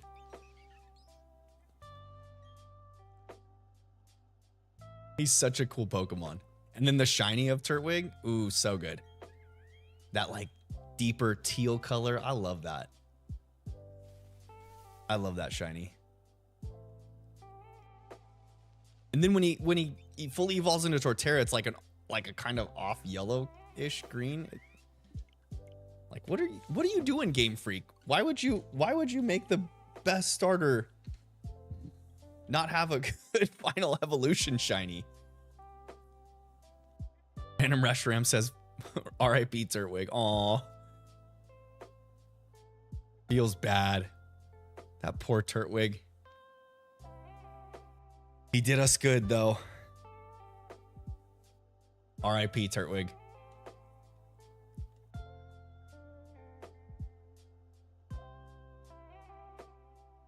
Maybe I'll try doing a Nuzlocke eventually.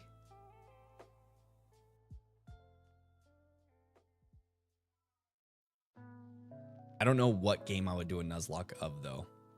You know what'd be fun actually is doing like one of those dog Pokemon Nuzlocks. There you go.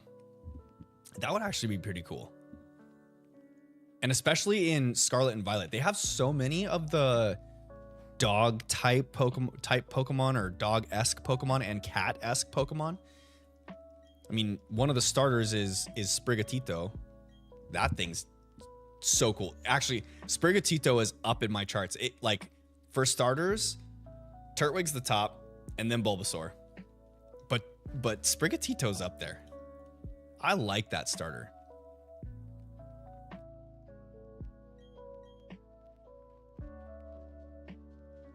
Random Restaurant says in Brilliant Diamond I had a Torterra, Jirachi, Cranidos, Dialga, and Amaranth. My 6-1 in. And one was empty. Wait, 1, 2, 3, 4, 5. Oh, you didn't have a 6th Pokemon. You just had 5. That's pretty bold. But that's a pretty good lineup, though. Because you figured Jirachi and Dialga are great typings for, like, a gameplay. And then your Cranidos just could pack a major punch. I've never used Anorith in a playthrough. That'd be kind of a fun one. I've never really used fossils in a playthrough. Like any of the fossil type Pokemon. All right, I'm going to fill up my water bottle right quick.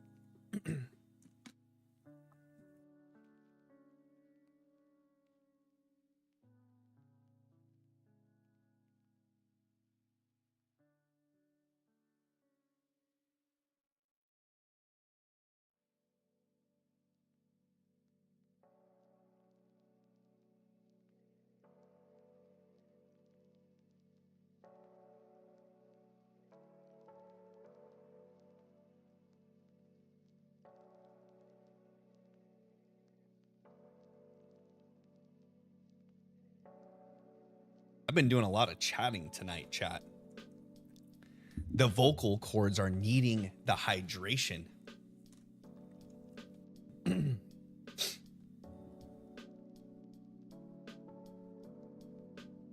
Okay. Right back into the swing of things. We're above 160 now. We're going into 163 here. Encounter number 163. What you got for me? 163.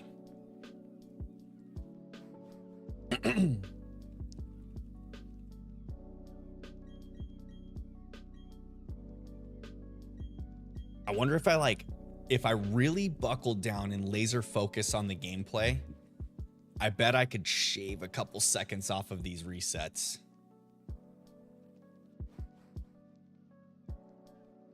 Just start going gangbusters on efficiency.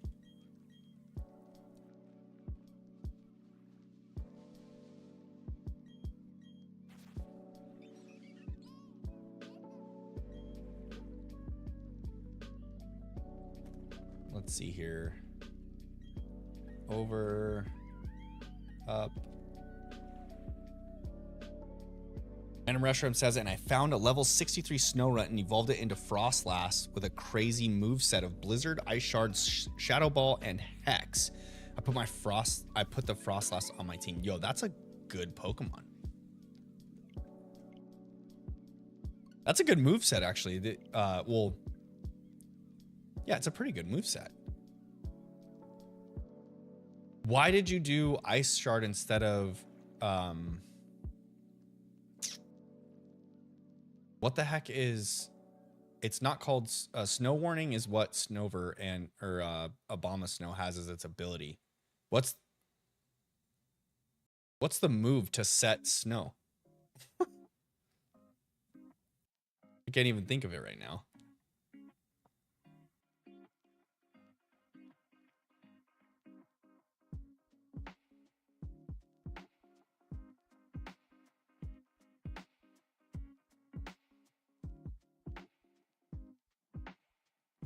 It is called Hail. There you go. Right? Isn't it called Hail? Or no, or you're pelted by hail in the snow.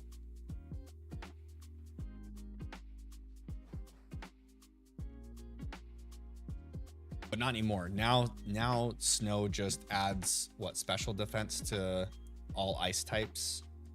I think it's special defense, or is it both defense stats? Special and physical defense? I think.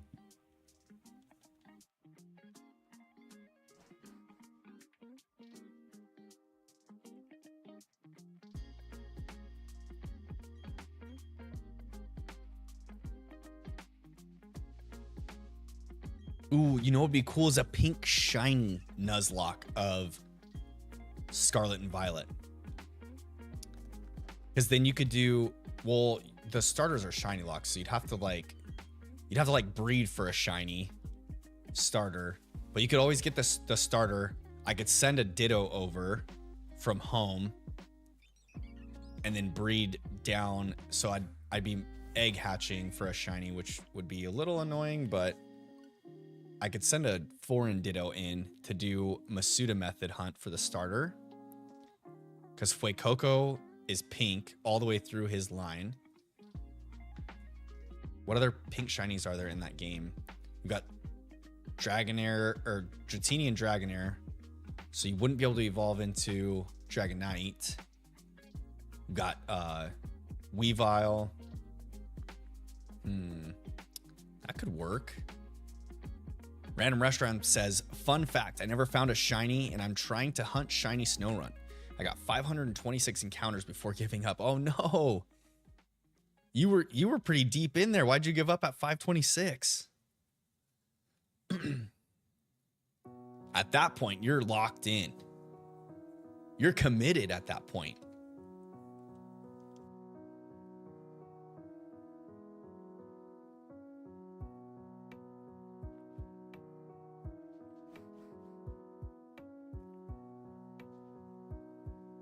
Delta 10 says, how are they shiny locked if you're hunting for one? I don't understand. In the new generation games, they're shiny locked. In the remake games, the starters are not shiny locked. So like BDSP, starters are not shiny locked. But in Sword and Shield and Scarlet and Violet, the starters are shiny locked.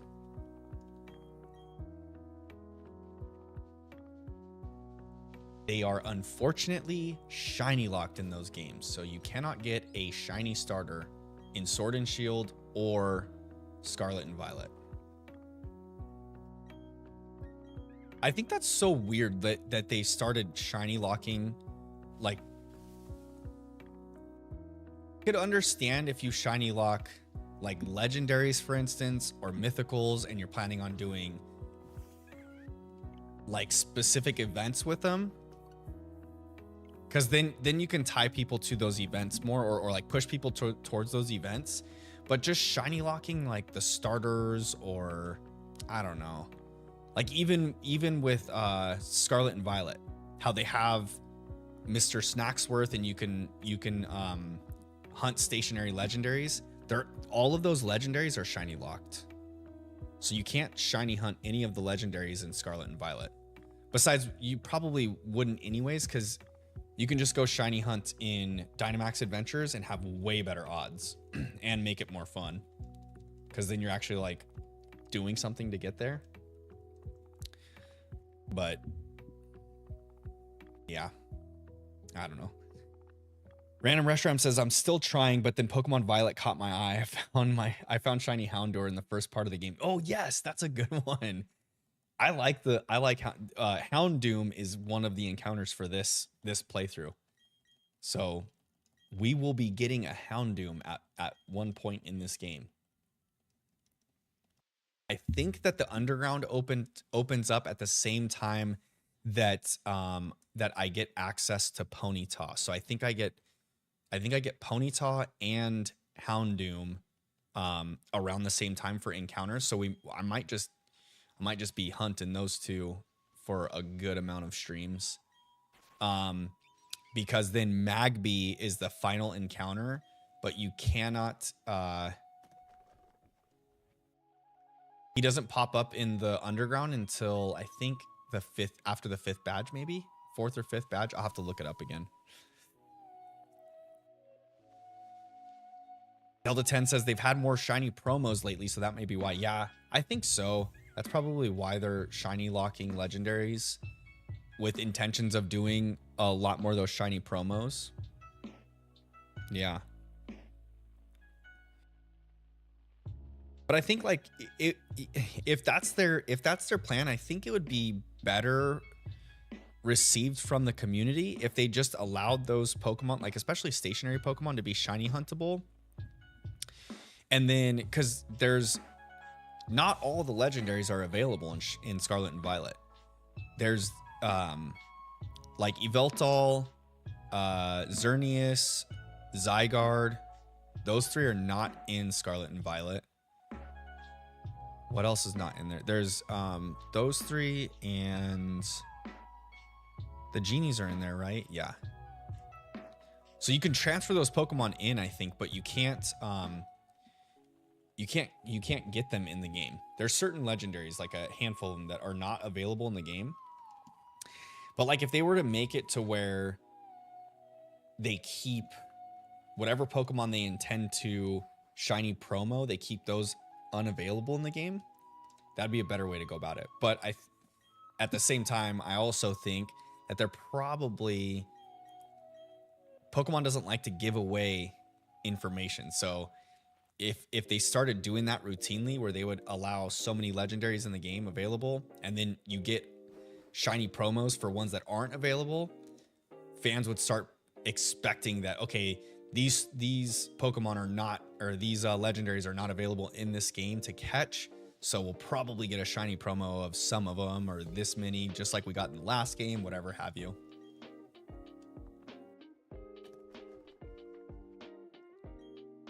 Oops. Sorry, Turtwig. Sorry I'm cheating on you, Turtwig. Not my fault. It's a monotype only. Monotype only run. Not shiny. A random Reshiram says, sad fact, I was hunting a shiny Hopple. I zoomed away before not noticing the shiny Lechonk in broad daylight. Oh no. Shiny Lechonk stands out like a sore thumb too, that sucker. I think I've got like 2 or 3 of those just from randomly running around.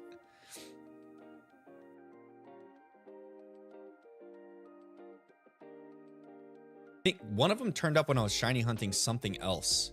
One of the shiny Lechonks in game that I have. What was I shiny hunting when I had one pop up? And it's one of those ones too where like I'm shiny hunting something specific and I'm doing an isolated hunt, so I have a sandwich power active, and this sucker's just popping up shiny out of nowhere. And it's not like I have normal encounter power active. It just popped up. It's so weird how that happens sometimes, like how they have certain set spawns for Pokemon.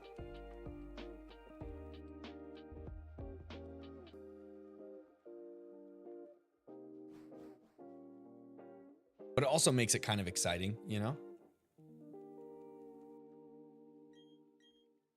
And it's cool that in Scarlet and Violet, you can get so many encounters at one time.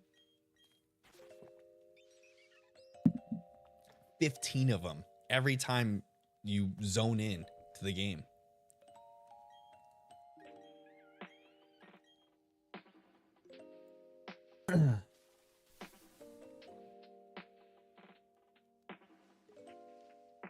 I know some of the shiny hunting community have called for like a re-increase of the odds for shiny hunting because of the fact that encounters come so easily now. So more people are getting shinies, but I think it's a good rate, you know? Especially for casual game players, at least they'll get like a shiny through their play of Scarlet or Violet. They'll probably get one shiny, you know? And if they're really, really paying attention to Pokemon, they're probably going to run into, or like have like 2 or 3 spawn in a regular playthrough of the game because of how many Pokemon are constantly spawning in.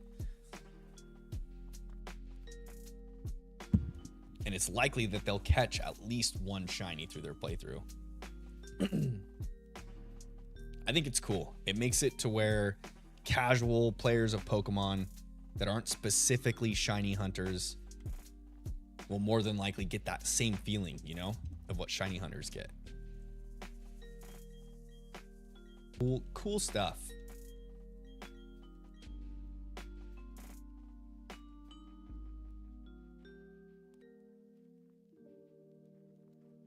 I love the open world concept for that too. That like the spawning in the overworld, creating more encounters at a time.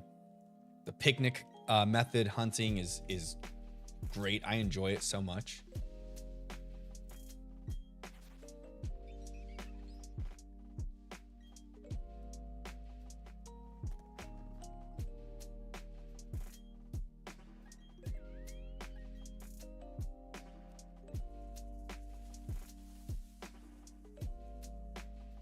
All right, let's go.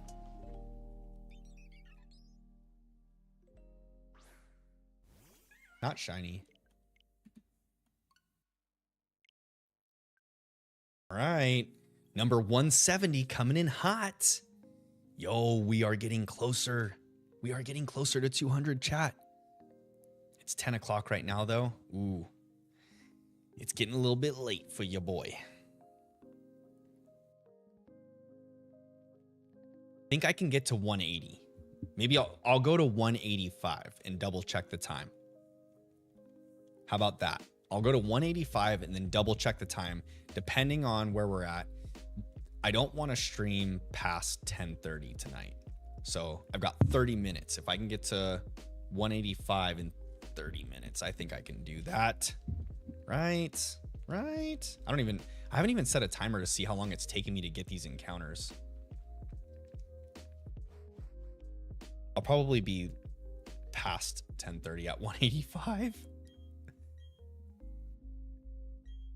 Probably taking me, I would think, a few minutes per encounter. So let's say 10 encounters in 30 minutes. No, that doesn't sound right.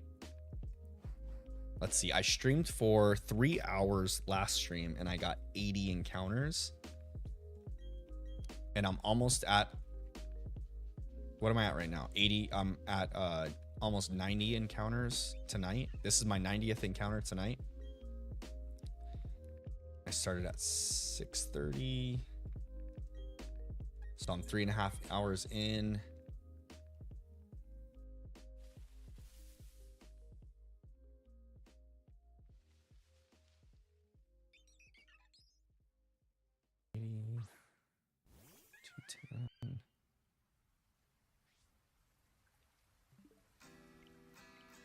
He says, imagine beating someone's ass. That must be very satisfying.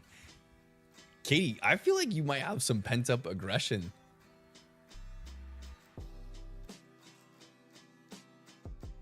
Random Restaurant says, when an event happened, there were hard to find outbreaks. I got shiny Gulpin and Stunky, finishing my Pokedex and finding a shiny Cyndaquil immediately from an egg. Yes, that's cool. I got the Typhlosion from a trade. Awesome. Congrats. Those are all good finds.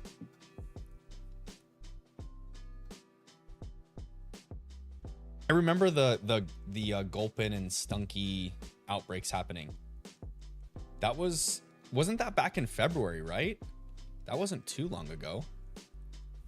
Or maybe it was farther back than that.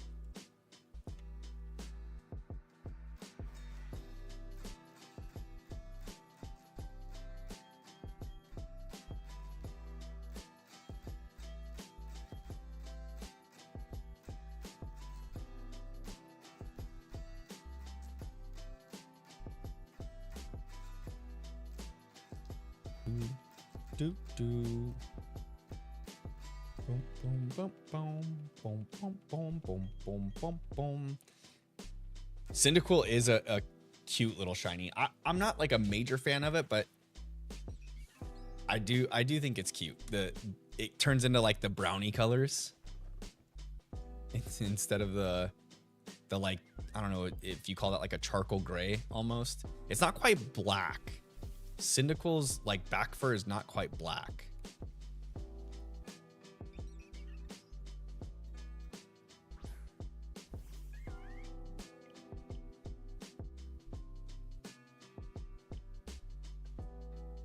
All right, let's see. Oh, yeah, I'm doing okay. I'm doing okay. That's 2 encounters in 2 minutes. 2 encounters in 2 minutes. I can definitely get to 185 before I call it my bedtime. Hey, if you guys haven't already, please drop a like on the stream. It does help push the stream out into the YouTube algorithm. It even helps when I end stream and it goes into a VOD format to push out into the YouTube algorithm and gets other people encouraged to come in, join chat, join our fam bam while we do the Pokemon things. Also, if you're not already a member of the Discord, you can jump over to my channel and I've got a link on my channel to join Discord. I'm also, oops, wrong command. There we go. I'm dropping the Discord link into the Shorts stream right now. You can click on that to join as well. Oh, you know what? I don't know that the Shorts streams can click on links in the chat. Oh my gosh, that is so dumb of me. Well, anyways, there's a Discord link on my YouTube page in the links right on the homepage. If you would like to join the Discord, join the fam bam. It's a fun little community. If you're looking to chat with me outside of stream, that's the best way to do it. We've got some pretty cool people already in the community. Shiny hunting happening. All of the things. Also, it's a good way to get set up for notifications of when I go live, when I post content, all of the good things. Random Restaurant says, fun fact, my top 5 favorite Pokemon are 1 Jirachi, 2 Snivy, 3 Totodile, 4 Petalil, and 5 Frostlass. Yo, that's a good setup. That's a good set of 5. I'm trying to think. I don't think I've ever really done a top 5. My all-time favorite Pokemon is Raichu. And then from there, I would probably say Shiny Umbreon is my second favorite, but specifically Shiny Umbreon. Zelda says the tall screen can't access link, at least I don't think. Yeah, I don't think so either.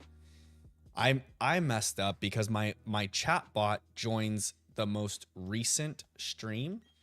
And so since I scheduled the regular format stream before I scheduled the vertical, it jumps into the vertical stream. So I need to make sure that when I'm scheduling my streams, I keep that into consideration so that chatbot will jump into the regular streams for the Discord link, because those that are in the vertical stream will have to jump into my YouTube page anyways to get into the Discord. But yeah, so I would say my second favorite Pokemon specifically is the shiny version of Umbreon. But if we took that out of consideration because of the shiny factor and just my straight up second favorite Pokemon, it'd probably be Turtwig. I do love Turtwig, and the whole Turtwig line is so cool.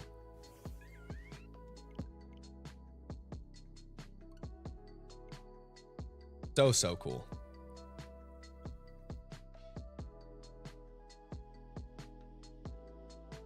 Closely followed by probably Luxray. I really like Luxray. I've been a huge fan of Luxray for some time now.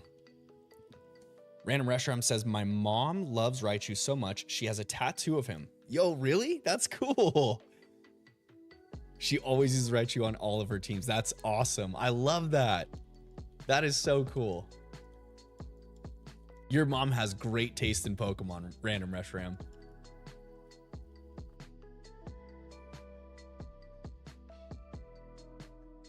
I've got shiny Raichu as my screensaver on my stream deck.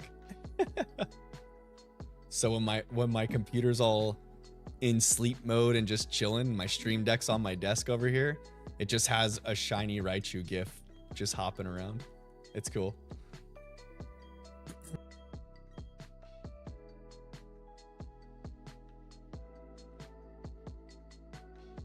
Yeah, I would say Luxray's up there in my favorites as well.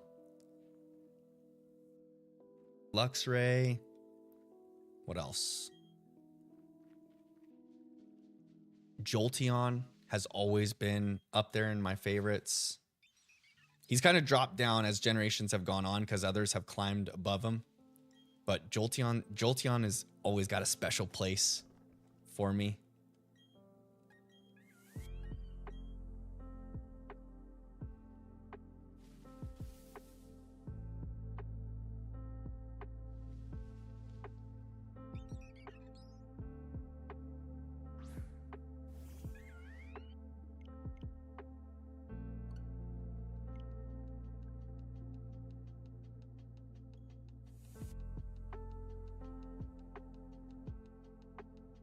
I think that's a top 5 right there then. If I'm considering, I guess off the top of my head, off the rip tonight, that's probably how the top 5 would line up. Raichu, Turtwig, but Turtwig's kind of one of those ones that it's Turtwig because of the entire line. But I wouldn't really consider 3 Pokemon for that one space. And then Bulbasaur, Luxray because of Luxray. Not I like Shinx.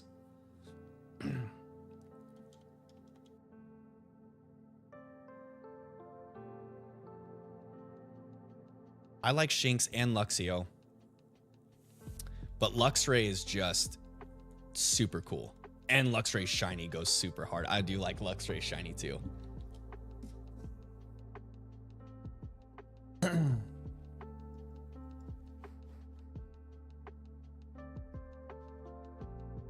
And Jolteon. Jolteon's a good one. But if we're talking specifically a shiny type, it'd be Umbreon is my favorite shiny. So if I had to weasel that one in there, it'd bump Jolteon out of the top 5, and shiny Umbreon would slot into number 2 and slide everything else down. So I think that's how I would line it up.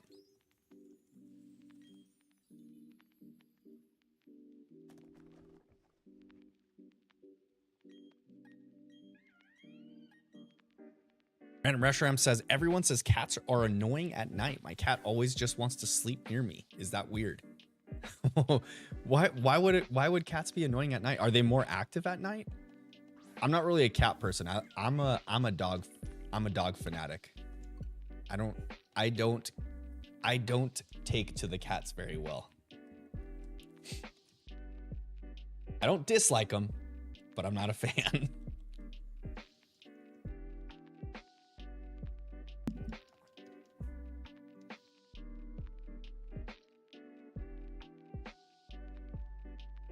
I feel like most of like my family members or friends that have had cats, it seems like they're always like super lazy, and not lazy in like a bad way. They like to lounge and chill. I never really took cats as being like the sporadic spry type or what have you.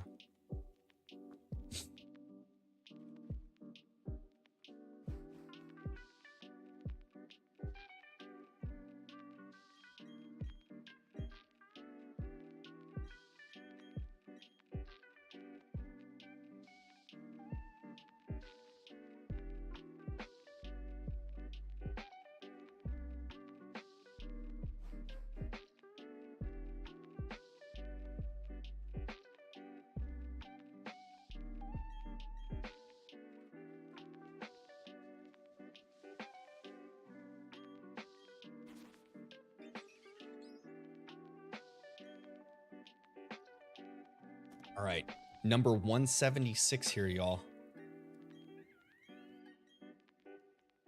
This is number 176.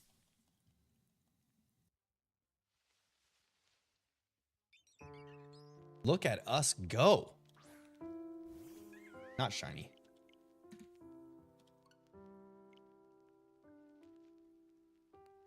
My hands are kind of getting sweaty. Like I'm nervous around here or something. I'm not nervous. You're nervous.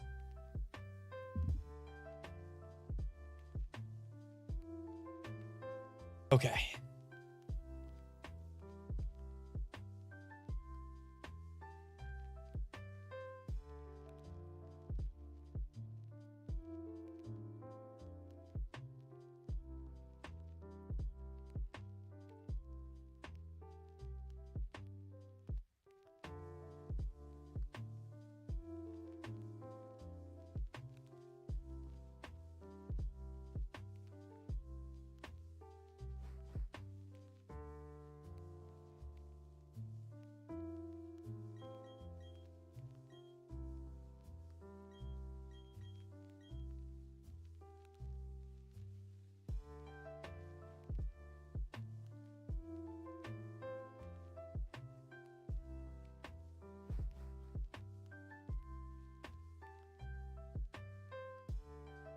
Here we go. Encounter 177.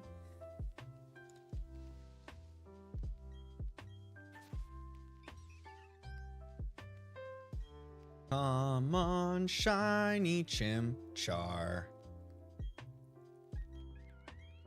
I know you got a while before you show up pink, but I'm still gonna sing to you and hope that one day you'll be my friend. Not this day. Not today. What do we got? 10-16? Oh, we're making decent progress here. What is that? 8 encounters and 6. So about 1 encounter every 2 minutes is what it seems like we're on track for. Random Restaurant says, I also like dogs. My aunt had surprisingly 6 pets throughout her lifetime. She has 2 dogs, 2 cats, a guinea pig, and another dog taken by my past uncle. Oh, okay. Let me think. So when I was in grade school, our family dog was an Akita named Kita. And then when I was in high school, well, Kita passed when I was like finishing grade school, going into junior high. And then when I got into high school, we got another Akita puppy, like a few years later, a boy, and his name was Zook. And then a couple years after that, we got Bella, a female Akita. Both of them have passed. And then when I was in Tucson living with my sister, we had a couple Corgi Shepherd mixed puppies. They were Gray Girl and Jackson. Which we had to give up because we moved into a place where they didn't accept pets. So we had to find a new home for them. And then I didn't have pets again until I moved in with Gina.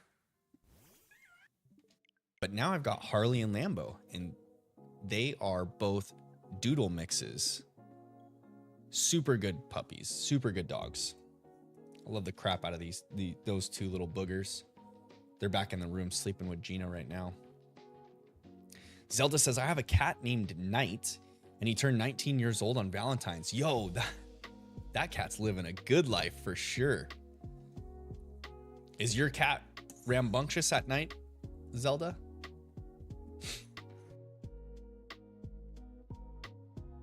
I feel like cats that I've always been around seem to be like pretty chill. Like they just hang out by themselves, you know? They just kind of chill on their own. Some of them have been like aggressive if you get too close to them, but they pretty much just like sit on their own.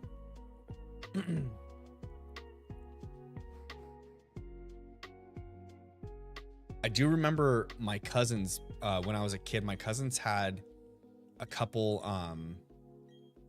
Siamese cats, I think they were. They were super mean. They were like the meanest little cats I've ever been around in my life. No one except for their family members could go around them. They would just like claw and bite at you. Oh my God.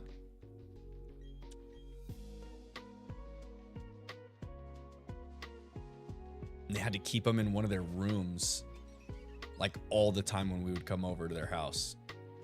It was crazy. I'd never seen animals so aggressive before.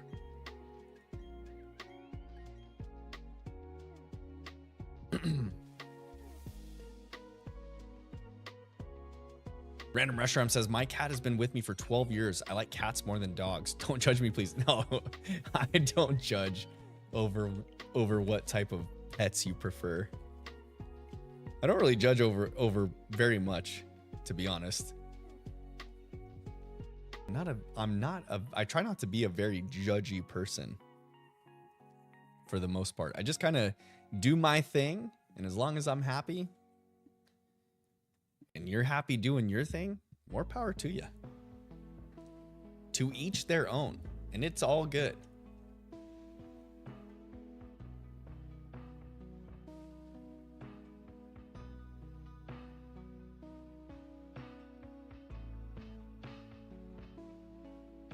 All right, encounter 180 right here, y'all. Let's see. We're at 1020. I think we can make it to 190. We might be able to make it to 195 before I call it good.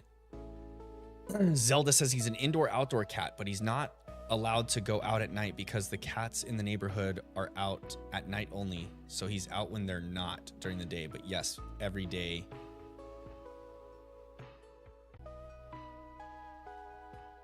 I feel like cats in where I live in Arizona, cats probably couldn't be outside.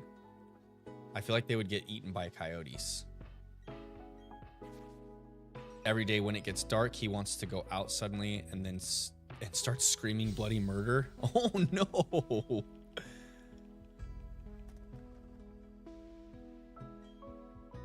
So does he just sleep all day and then wants to go out at night and party with all the other neighborhood cats? That sounds like he's a high school teenager.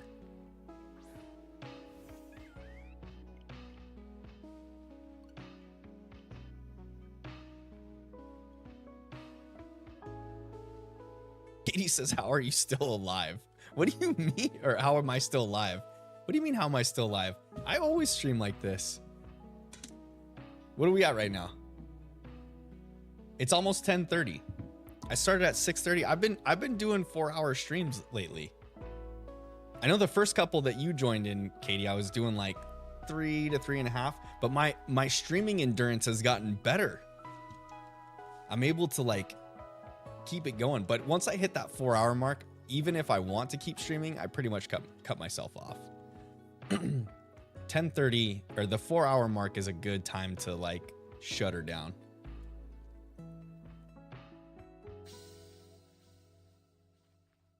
Zelda says he's half Siamese and half Bengal. And Random Restaurant is saying, my cat's an indoor one. She loves being comfy and safe inside. She has a little place near her litter where she stays 90% of the time. She's on my bed 5%. Oh, 90% of the time she's on my bed, 5% she's on the couch, and 5% downstairs. So she spends a whole lot of time cuddled up next to you. That's probably because you give her some loving. I bet your cat just loves to be pet and like scratched and loved on. That's how my dogs are, especially Harley. Harley loves my attention. I get home from work and she'll like come up to, and she's super vocal too. She's a golden doodle, so she'll like, I'll come home from work and she'll even give me like, if I don't start paying attention to her fast enough, she'll give me the oh and like looking at me, waiting for me to give her some pets.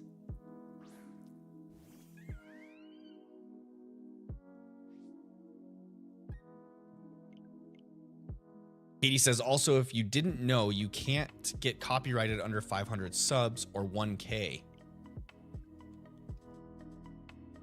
So if you want to check my Spotify. Really? You can't get copyrighted? Well, I guess you can't make money off of anything under 1,000 subscribers. So that would make sense. But if you do breach 1K and then that video is still on your page, you can't monetize it, right?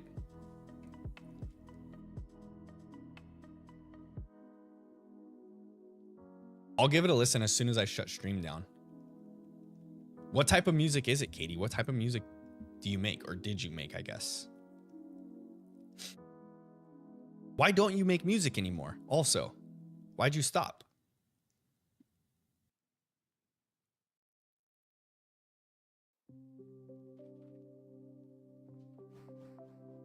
And Katie says, if you are not monetized, you can't get copyright strike. That makes sense.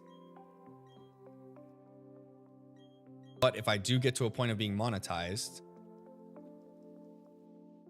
and it's still on my page, I can get copyright strike from the videos or the VOD still being on my page, right? It's funk. Like funk? What is funk? So it's like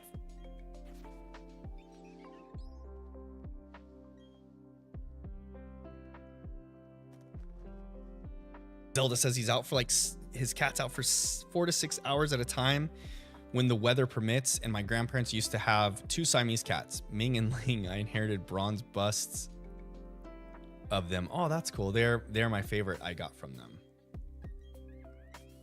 That's cool. Random Reshiram says she loves laying next to me until my sister or my brother walks in.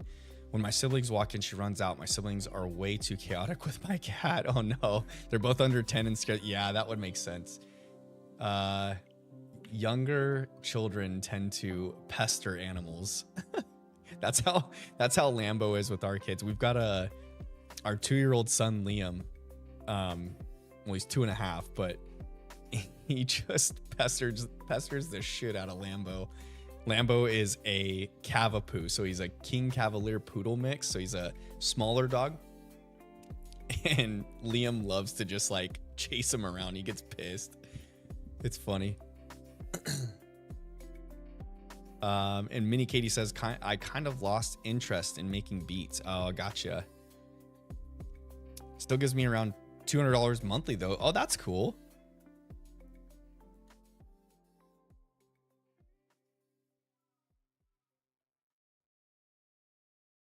That's cool.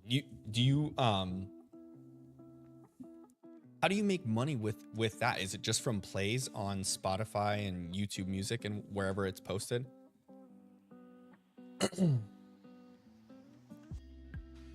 That's so interesting.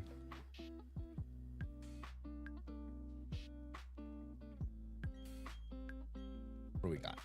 A few minutes left. Yeah, I think we'll hit 185 tonight. So this is 183, encounter 183. I'll do this one and 2 more. I'll get to 185, and then that's when I'm going to call it an evening.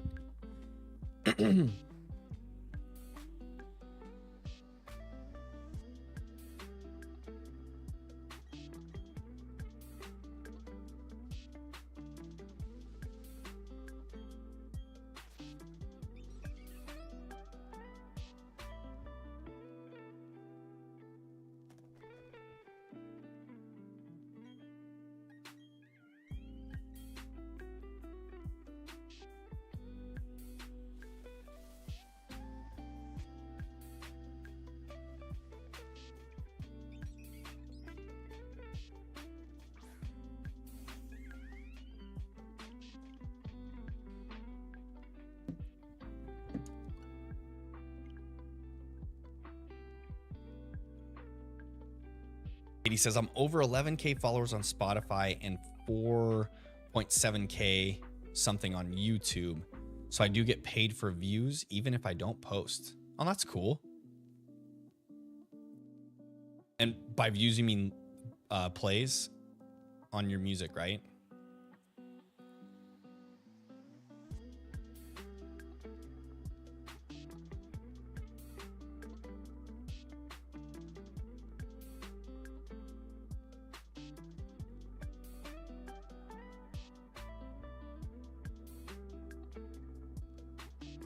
says yes. Got it.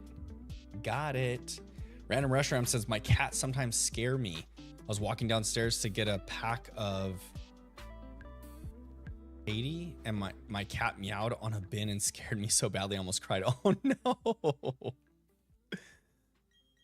That's crazy.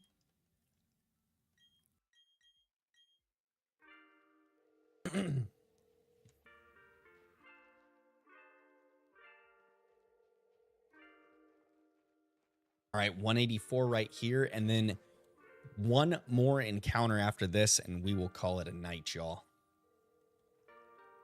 One more encounter after this one. Not quite done yet. We're still in it to win it.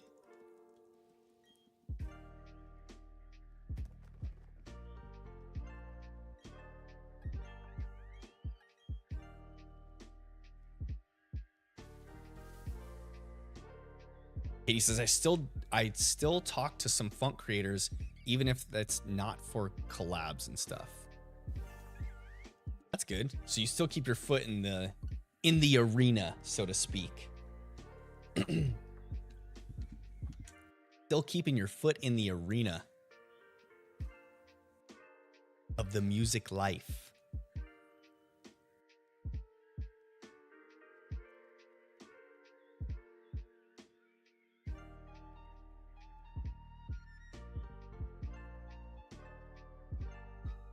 All right, final encounter of the evening. We're going to get to 185 and call it good for the evening, y'all.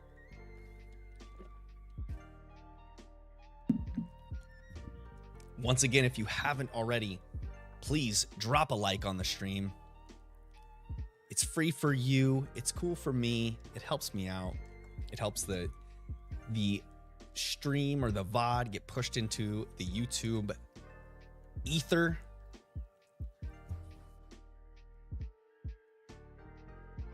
Crispy, welcome. How you doing tonight, my guy?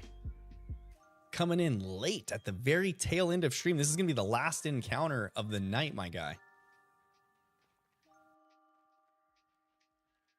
I hope you had a good evening. Did you do some editing this evening?